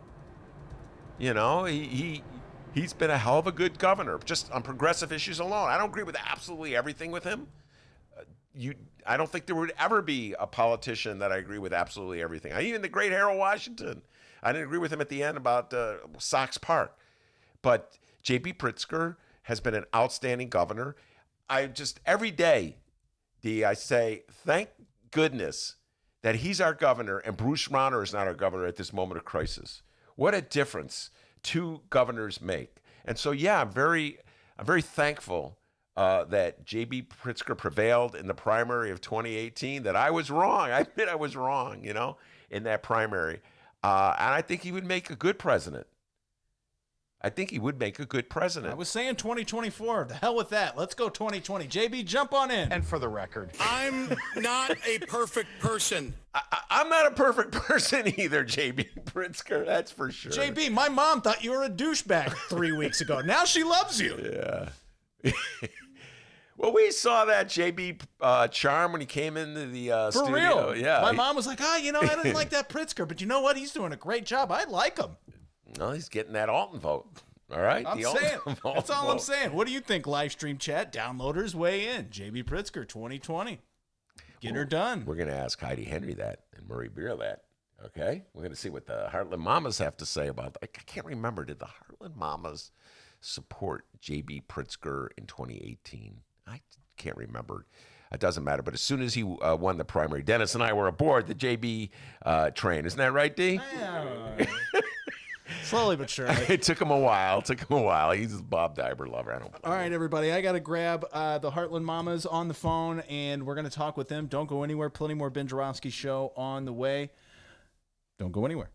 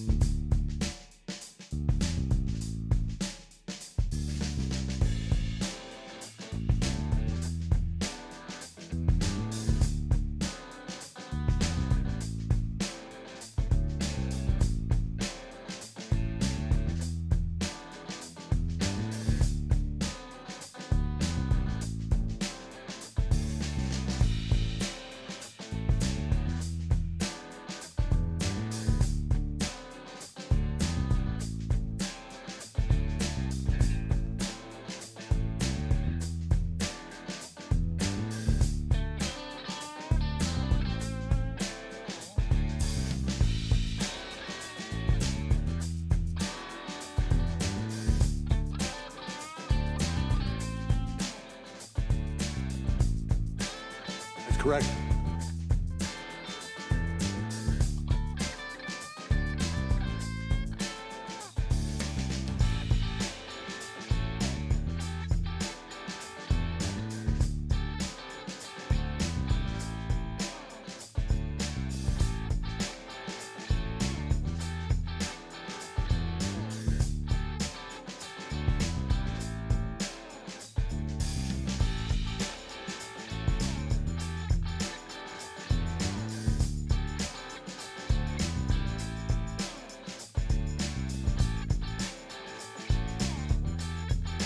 Hey, shout out to our other friend, Michael. Turns out we got a lot of fans named Michael, and all of those Michaels play music. So our other friend, Michael, reached out and sent us that song. Thank you so much. That's a great song. A little solo there at the end. That was awesome. All right. We're going to talk with the Heartland Mamas in moments. Remember, everybody, download this weekend's Benny J bonus interviews. We got Neil Muhammad. We got Joe Colley, the Chicago Bulls Sun-Times writer. Ben's pumped about he was so pumped talking to Joe Colley. Sports fans, go check it out. And also, we're going to do Oh, What a Week It Was. Maybe a Beyond the Column if we can, too. Right now, we're going to grab the Heartland Mamas. So here we go. Here we go, Heartland Mamas. We just do it live, you know? Yes, sir. Like Bill Riley. Oh, do it live! Just like Bill Riley. Oh, there's that. I love it when the phone rings. Yeah. This is always a big moment. Hello. Hello. Heartland Mamas? Hi. That's Murray. Is Heidi there? Yes, here I am. All Can you hear right. me? The Heartland Mamas. All right, I invited you guys to do a video chat as well. If you guys want to look at each other while you talk, I guess that helps, you know. If not, no big deal. Yo. All right, Heartland Mamas, regulars on the Ben Joravsky Show. You have we call them the Heartland Mamas because they call themselves the Heartland Mamas. They have their own podcast called the Heartland Mamas. Before we get started with all the political stuff today, we just doing a lot of Joe Biden talk all of a sudden, and I know Heidi wants to weigh in on that. But before we do that, Heidi, I just want to send out my condolences to you and your family. Your father passed away. I think it was last week, or at least I saw the mention of it last week. Last Thursday. A week ago yesterday. Talk a little bit about your dad. Tell folks about your father. Well, my dad, a week ago Tuesday, made it to age 98. He was a child of the Depression. He was a World War II merchant marine, and he was like the cornerstone of my life. He used to call it farm boy ingenuity. So every time I find myself fixing stuff in an unusual manner, kind of outside of the box, I attribute it to him. But he was a mechanical engineer and an inventor. So he was just a great guy, and just a huge influence on my life. So I miss him. Politically influenced your life too, right? Well, my dad was a Republican, and he grew up in Milford, and I'm trying to remember Milford, Illinois, in Iroquois County, and I'm trying to remember the state representative he had there. I can't think of her name right now. But they used to have a lot of political conversations, and she would be more towards the libertarian end. And he was raised in that environment. As he aged, things changed. My father was a very devout Christian, and he really despised Donald Trump, really despised him. And Hamer. And so when, but he had asked me about 3 weeks ago to vote for, 3-4 weeks ago to vote for Michael Bloomberg as he was dying. And it was like, oh my God, just please don't ask me to do that. So, but that was just, him and my mom used to have these really in-depth discussions. And I remember the first real fight I ever had with my parents was why Carter over Reagan. So, Wow. 1980, Carter over Reagan. God, yeah. One of my favorite campaigns. I'll resist the temptation to take the deep dive there. By the way, before we get started, you mentioned Michael Bloomberg and a great riff that Heidi had. I think it may have been the last show that you were on with us, Heidi and Murray. I can't remember. They all come together after a while. But you talked about how the Bloomberg campaign reached out to you to ask you to become an organizer for Bloomberg, and you turned it down even though the money was good. I went through four in-depth phone calls with that, yeah. And of course, he spent, I forget how many hundreds of millions of dollars promoting himself as a presidential candidate, ended up getting, I don't know how many delegates. Like 50. 15? Yeah. Is that it, Murray? He won American Samoa. He won American Samoa. Won American Samoa. There you go. And so then he abandons his race and then says he's going to commit $18 million to the Democrats to defeat Trump. And I just got to pause and say, look, I welcome $18 million, obviously. It's Right. way more money than I will ever see in my entire life. So I appreciate $18 million. Having said that, I find it a little upsetting that the dude was willing to spend how many hundreds of millions of dollars promoting himself, but as soon as it's not about him and it's just about saving the country from Donald John Trump, it's down to 18 million. You follow what I'm saying, Heidi, Henry, and Murray? Oh my gosh. Yeah, 100%. And there's people suing him because they promised those people, like Heidi was going to work for them. They promised employment until November. They promised a laptop. They promised a car. Well, they are keeping, apparently, folks on the ground in like 6 states across the country, and that's it. So all those people that were promised are now screwed over. So they have to take them to court to try to get what they were promised. Well, I could just see him now, I could hear the tow truck coming now, beep, beep, beep, ready to get the car. But, Right, a repo guy is going to be there. Illinois is a very safe blue state, so no need to really employ me that long. But I just couldn't work for him. Him and I don't have the same ideology at all. Yeah. No, I would have voted for him over Trump. And there's no doubt, I think he's probably more competent in dealing with the coronavirus pandemic than Donald Trump. Who wouldn't be? I'm sorry, I'd vote for a toddler over Donald Trump at this point. I'd vote for my horse. An angry toddler, because they would be more rational than Trump. Don't do that, Murray, when I'm drinking. Murray, let's talk about something that you and Heidi both weighed in on with me when I was talking to you before we did the show. And that's the coronavirus impact on rural areas. So much of the conversation is about how it hurts cities like New York and Chicago, et cetera. Talk about its impact on rural areas. Yeah, well, there's a big impact on rural areas because, as Heidi and I have talked about, I think we talked last time we were on your show, there are times that you have to drive an hour to get to a hospital. Yes. And so many rural hospitals have closed. Yes. And those emergency health centers have closed because there's no money there. They're not able to stay afloat. So you have a lot of people in those areas with no access to adequate health care, with no access to, and with adequate health care, but completely underwhelmed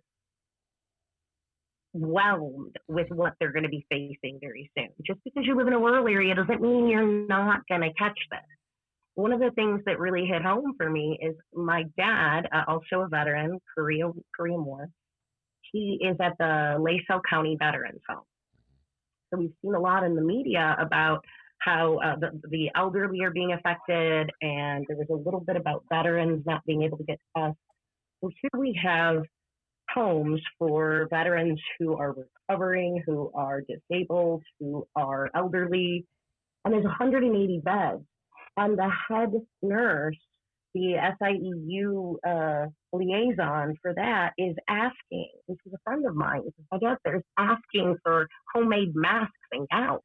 Yeah. We haven't even, because even if they had a supply, those supplies that would normally be coming in are being diverted to other places.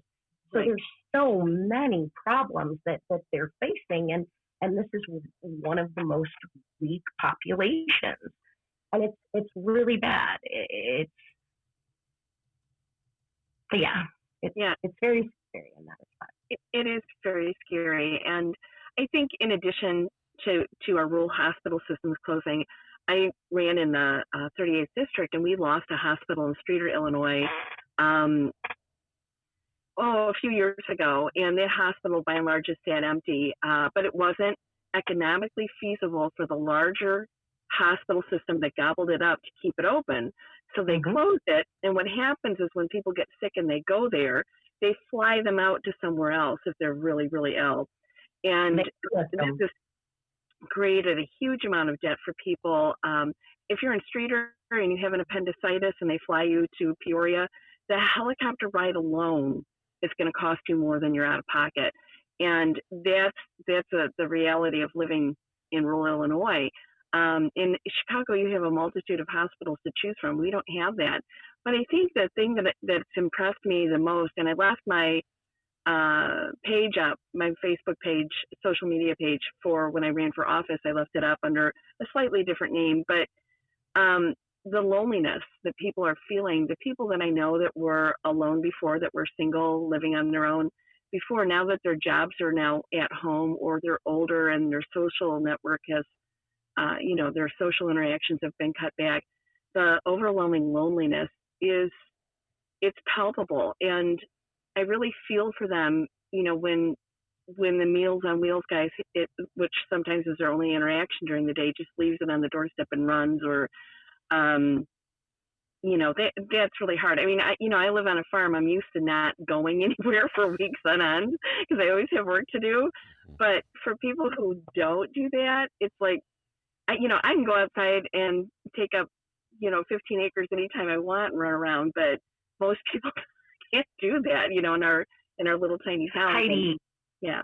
I do have to say something in the suburbs. Now, remember, we go from suburb to Joliet, Plainfield to Cornfield in like a 10-minute drive.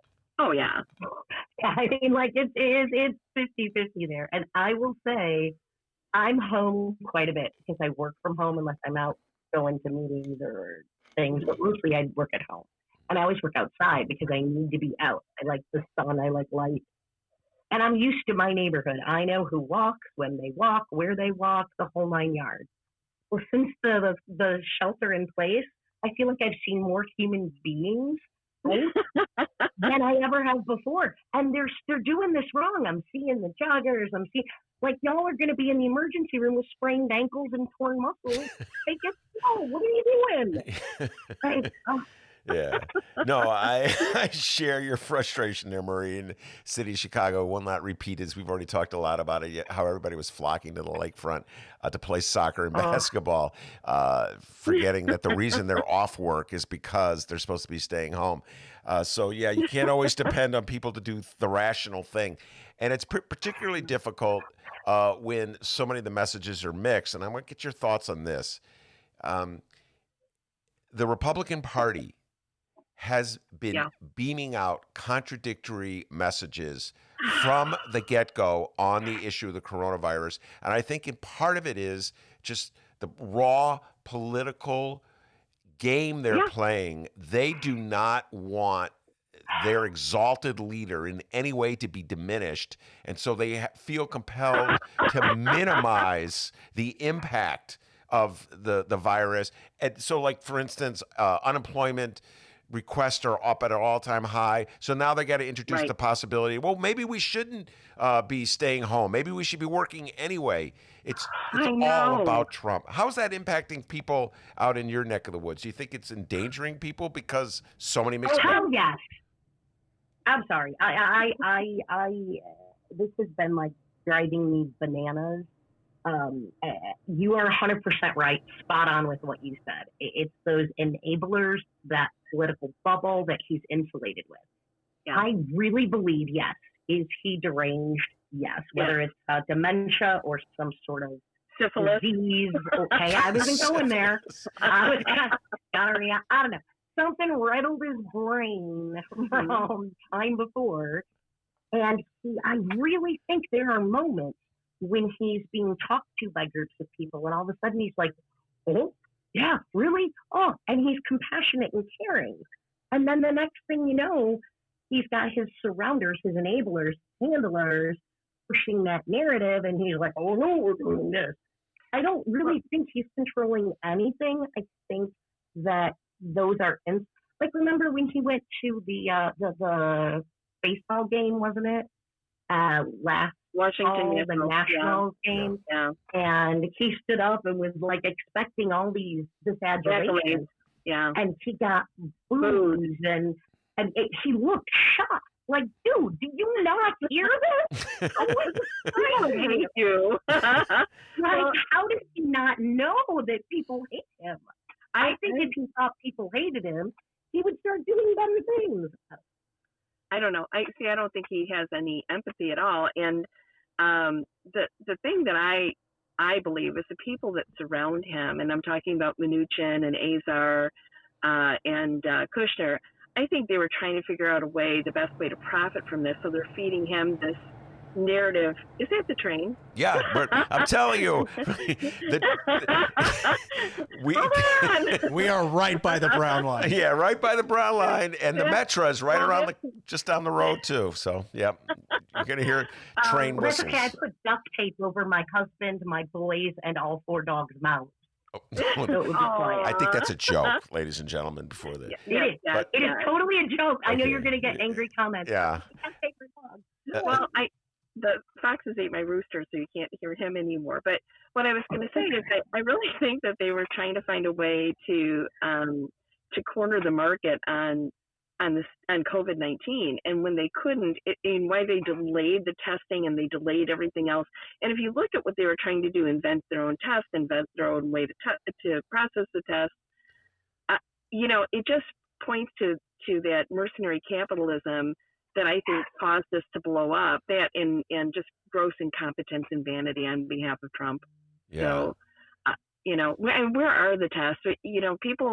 People, anybody who wants a test should be able to get one without meeting stupid criteria. If they think I've got influenza, they're going to be testing me like crazy. And I think that's the scariest part. We may never know what our numbers are. I think they're artificially suppressed because of the tests, to make him look better. Well, and you asked us how folks are doing out here, and I told you about the nursing home that is for our veterans and how they're in dire need. I haven't had any cases reported there, but it's only a matter of time.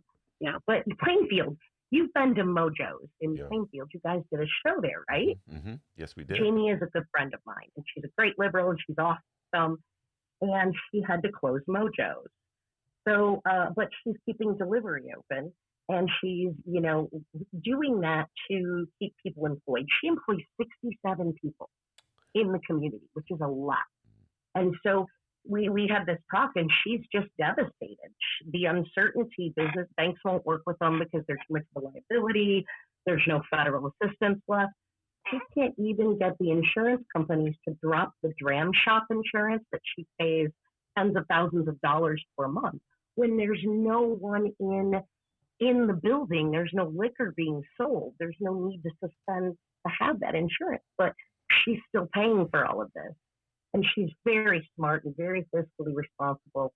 And she was saying she can probably do it for another 2 months, maybe go through the middle of the summer. And here's a woman who, even though the people she had to let go that she couldn't keep, do you know they can call in the morning and every day they can come pick up a meal for them and their families? Mm-hmm. If she can't employ them, she's feeding them and their families. And it's hitting everyone in this. Now, Murray, out by me, there is one place that I know had carry out margaritas. I think they put a stop to it, but sorry. I won't throw them under the bus. Yeah. In big to-go cups, but, I'm going to reach out to Jamie, bring her on. She runs a great restaurant, and I'm really trying. Please do. She's amazing. So, Heidi, I have to raise this question with you. You took issue with a column I wrote a while ago. We've been talking a lot about it on the show. And let me just say this, preface everything I'm saying. I will vote for any Democrat over Donald Trump. Yes. I agree with absolutely everything both of you have been saying, and I can't say it enough. And to a certain degree, I know I'm preaching to the choir because almost all my listeners despise Trump and his policies, particularly now. Just today, his vacillation on ventilators for New York is criminal. It's criminal. It is. We have to be able to sue for negligence, right? There has to be a way. Isn't the government, or don't we pay our taxes so that we have protections in place and that decisions can be made in our best interest? Can we sue for that? I'm not a lawyer. I don't know. I'll ask Jim Coogan about that if it's just a product liability case. There's a podcaster, Tim Dillon, that Dennis is a big fan of. We listen to him a lot. He's a comic. He doesn't really have strong leanings one way or the other, but he was the one who, how do you put it, D, that Donald Trump should lose his job, should have already been ousted just for the level of no kidding. Yeah, and gross incompetence and vanity. Yeah, It's yeah. incompetent. No boss. Well, now you know what? It makes total sense. He's a business guy, and I have seen so many businesses run so piss poorly. Oops, excuse me for saying that word. That it makes total sense that people would keep someone that incompetent in leadership for a couple of years. But by year 3, they should really be. Well, usually they have a board of directors that will, compensate for it, but we don't have that. We don't have any checks and balances anymore. And what he's talking about with the ventilators and the tests and everything else, it's criminal. People will die. Mm-hmm. This isn't people could die. This is people will die. Yeah. And it just kills you a little bit, So, I mean, it hurts to even think about that we would have a leader so callous. So, and something else, Ben and Heidi, I'm sorry, real quick. Something else that goes right along with that is it's not just his vacillation. It's not just his incompetence. It's the following of the cult, the sycophants, those who still don't believe. I have a friend who's a respiratory therapist. It's her job. It's what she does. She's also a Trump supporter. And in February 25th, I said to her, hey, are you getting worried about the coronavirus? I mean, she's helped my kids breathe. And I'm like, are you starting to get worried? Are you guys starting to prepare? And she looks at me and says, that's a bunch of crap. Flu kills far more people than that does. We're not worried about it. I'm not worried about it. Saying it was a hoax. And I'm like, you're a respiratory therapist. How does this make sense? It boggles my mind. So people believe this narrative, and it's dangerous. Yeah. All right. So everything I did with that introduction was a prelude to what I wanted to raise. I know where you're going with this. So I was like, I'll vote for anybody against Trump. But I do believe that Joe Biden is a very flawed candidate, and the Democrats have to do better. And so I wrote a piece where I said, look, I was reacting to Joe Biden disappearing. Now I'm going to write another piece about Joe Biden's performance since he reappeared, which is almost makes me wish we were back to the disappearing days of Joe Biden, because the stuff he's been saying since he's reappeared is less assuring than the stuff he said when he didn't say anything. Heidi, you took exception to what I wrote, so explain your view on things. When it came out, Ben, and I read it, you have to understand at the same time, my dad was literally dying. We'd already given him last rites twice. And so I was going through a really tough time, and people would send me messages to my phone and to my social media with a stupid milk carton with Joe Biden's face on it, just to taunt me. And it's like, what the hell? He's not an elected official. He has no role in this at all. So for him to take a little bit of a break and step back and let this unfold, I think that's for the best, because you can't follow him as a leader. He's not elected to any position. He was a past leader.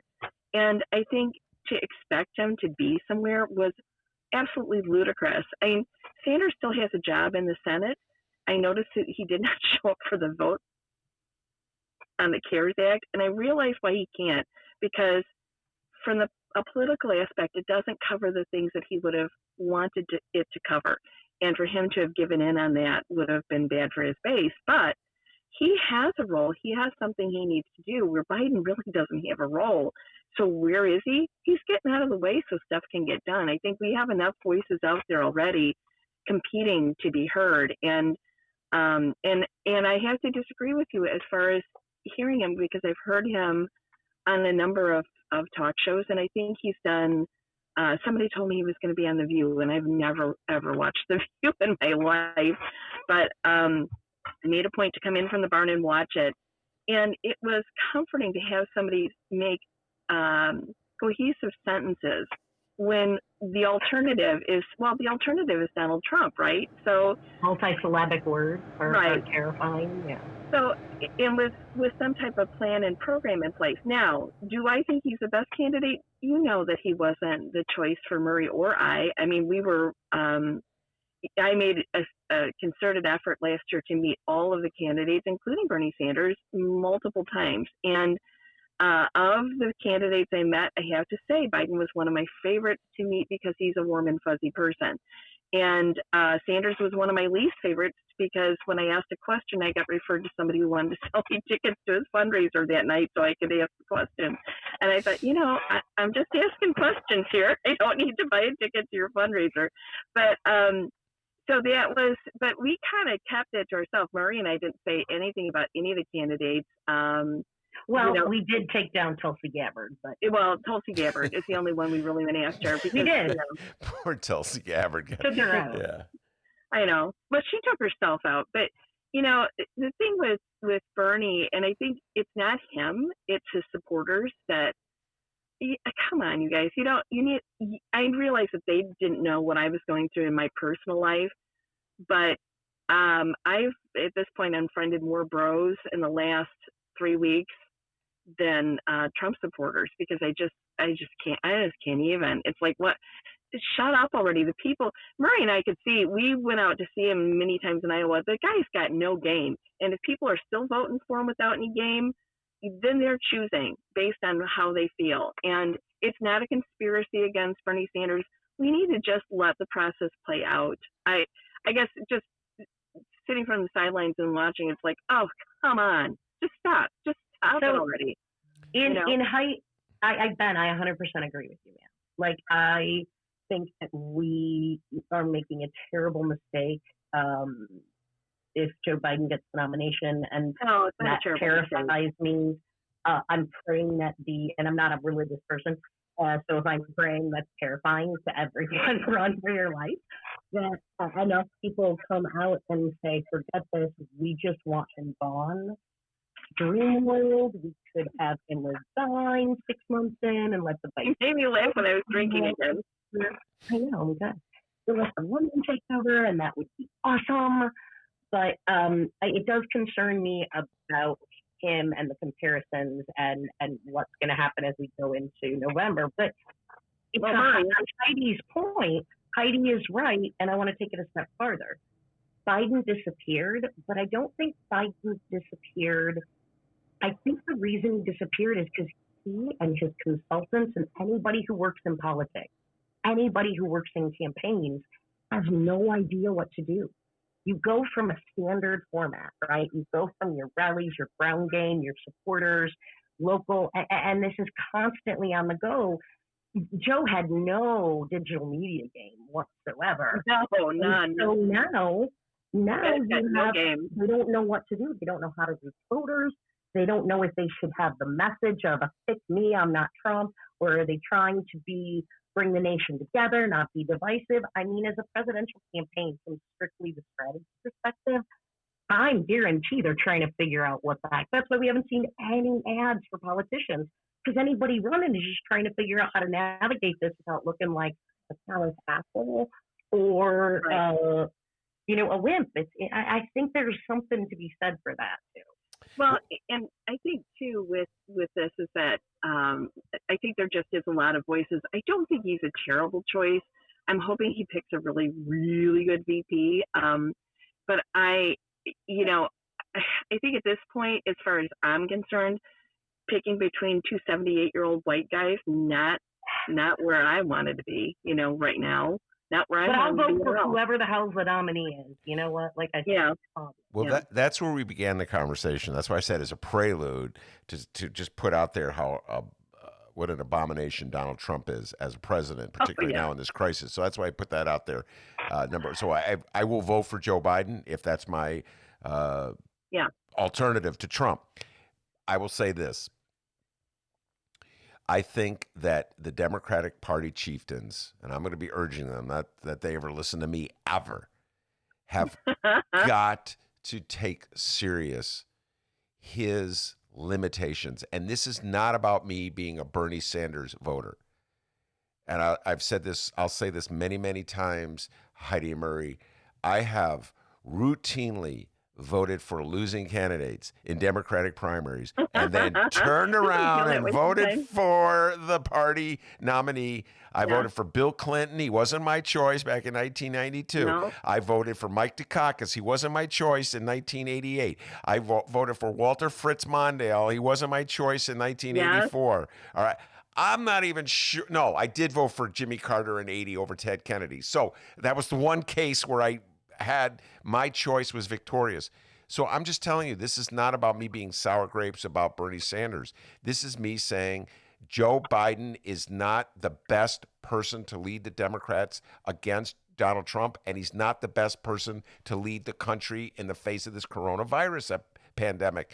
And I agree. Can you picture the debate between Trump and Biden? No. We need interpreters. We're going to need a Duolingo or a Rosetta Stone to interpret the two senile old white men on the stage. To Biden's defense, he's always been like that. I had to go when the ACA was first forming. I had to go to a bunch of meetings as an advocate. And he always, I think I've told you, Marie, gets his tongue wrapped around his eye tooth and he can't see what he's saying. He's always been like that.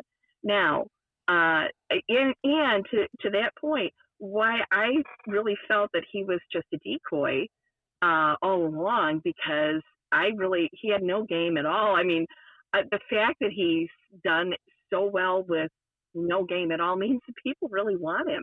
They really want that return to safety. They don't. They don't want him. They want stability. They want security.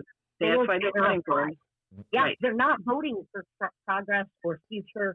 They're voting reactionary. And there's another factor that's just slowly emerging, and we talked about it briefly before you came on, and I've not seen Joe Biden's response, but sexual assault allegations against Biden by Tara Reid, that's just emerging as an issue. It's a reality that Biden's going to have to confront on top of everything else. I don't think there's any truth to that at all. I just, I looked at that and looked at it, and that was the other stuff that started coming into my inbox was, he's a rapist and all of this, and I thought, yeah, it's real convenient that comes up now. So remember the same sort of thing happened to Al Franken? Yeah. But I haven't read anything about it. I've only seen a few Twitter feeds, and I've been trying to source masks and gowns and figure out how to make them and who can make them for the veterans. So I haven't really had a chance to dig in on that. I a big supporter of the Me Too movement, but it just seems like this one is awfully convenient, to feed into that narrative. In my opinion. I mean, and I'm, heck, if it's true, I'll take them out myself, Yeah, we'll have to. Heidi Henry and Murray Brill, we should, I'm going to have to let you go. We're going to have to shut down the show for the day. The Heartland Mamas, and you're still in business doing your podcast. Yeah.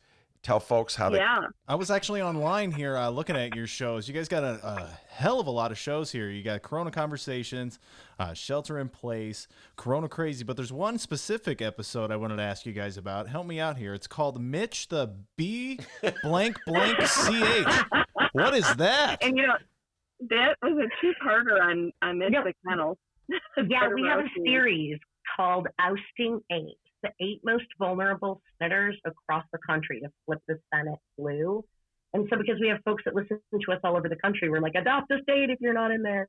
And Mitch just happens to fall into our vulnerable senators. And that was part one of a two-part series. And we have a lot of ammo for Mitch. Mitch, the lock keeper of the dark money. The dark money that flowed to get in the impeachment proceedings was that and the Kavanaugh proceedings, amazing how he opens and closes that lock to get the votes to fall in line. So, he's reprehensible and he needs to go. Amy McGrath running against him, veteran officer, fighter pilot, is actually up by 3 points right now against Mitch. Yeah, I know McConnell. And the best part, I got to say, Lindsey Graham, Jamie Harrison is challenging Lindsey Graham. Lindsey Graham says it's been a safe state. There's not a chance anyone would flip that, right? It's Lindsey's domain. And guess what? He's within 4 points of him. I know. Hey, I did want to add one more thing in, if I could, about Adam Kinzinger, who Bernie wanted to run against. Adam Kinzinger, my state representative, has been having these fake phone-in call shows. My congressman. Yeah. For the 16th district here in Illinois, he's been having these fake phone-in call shows where he calls you and says he wants you to join part of the conference, and we know that they're fake because he'll put you in a queue to ask a question, but he'll never get to you. And these calls have come in one day for one person, and in the same household, the same call has come in, and they put you in the queue again, but the same, like it's all pre-recorded stuff, so he's not even controlling it. And then he gets out there and he's such a racist. Him and the China virus, he's as reprehensible as Donald Trump, and I sure hope he's going down soon. Well, you guys do a fantastic podcast. Tons of episodes. You can find them on Apple Podcasts, Spotify, Google Podcasts, Stitcher, so many places. Tell everybody the website too. Heartland Mamas. Heartland Mamas. MAMAS.com. Very Part good. of the Demcast network. Heidi Henry, Marie Briel, the Heartland Mamas, thank you so much. Thank you for having us. And Thank you so much. We'll be continuing the conversation, and I got a feeling that even Heidi will be agreeing with me on Joe Biden within a month. We'll see. All right. We'll see. Hey, listen, I'll vote. I'm gonna vote blue no matter who. I just the bros have wrecked it for me. So. All right, bros. Leave Heidi alone, all right? Heidi Henry, thank you much. Marie Briel, thank you very much. Rummana Hussain, Thank you. Tracy Baim also came through. And, of course, the man, the myth, the legend, the pride and joy of Alton, Illinois. What a job he's done, folks. He's not only wheeling and dealing on the board, he's making phone calls. He's setting up these Facebook messengers. The man deserves a raise. And you know what they say, take it out of petty cash. Yes, indeed. They call him White Lightning back in Alton. Have a great weekend, everybody. Take care. All right, everybody. And don't forget this weekend's Benny J bonus interviews. Sports fans, get ready. Ben gets his NBA fix when he talked with Joe Colley, the Chicago Bulls writer of the Chicago Sun-Times. Neil Muhammad, a very smart gentleman, joined us. He talks, the COVID-19 and all kinds of politics with Neil Muhammad. Don't forget, oh, what a week it was. I'm going to clip together our news from the week. Tell your friends about that if they haven't heard the show. It's a great way to refer to them on that one. And we have one more interview with a lady from the Chicago Tribune, so be sure to check it out. We'll see you Tuesday.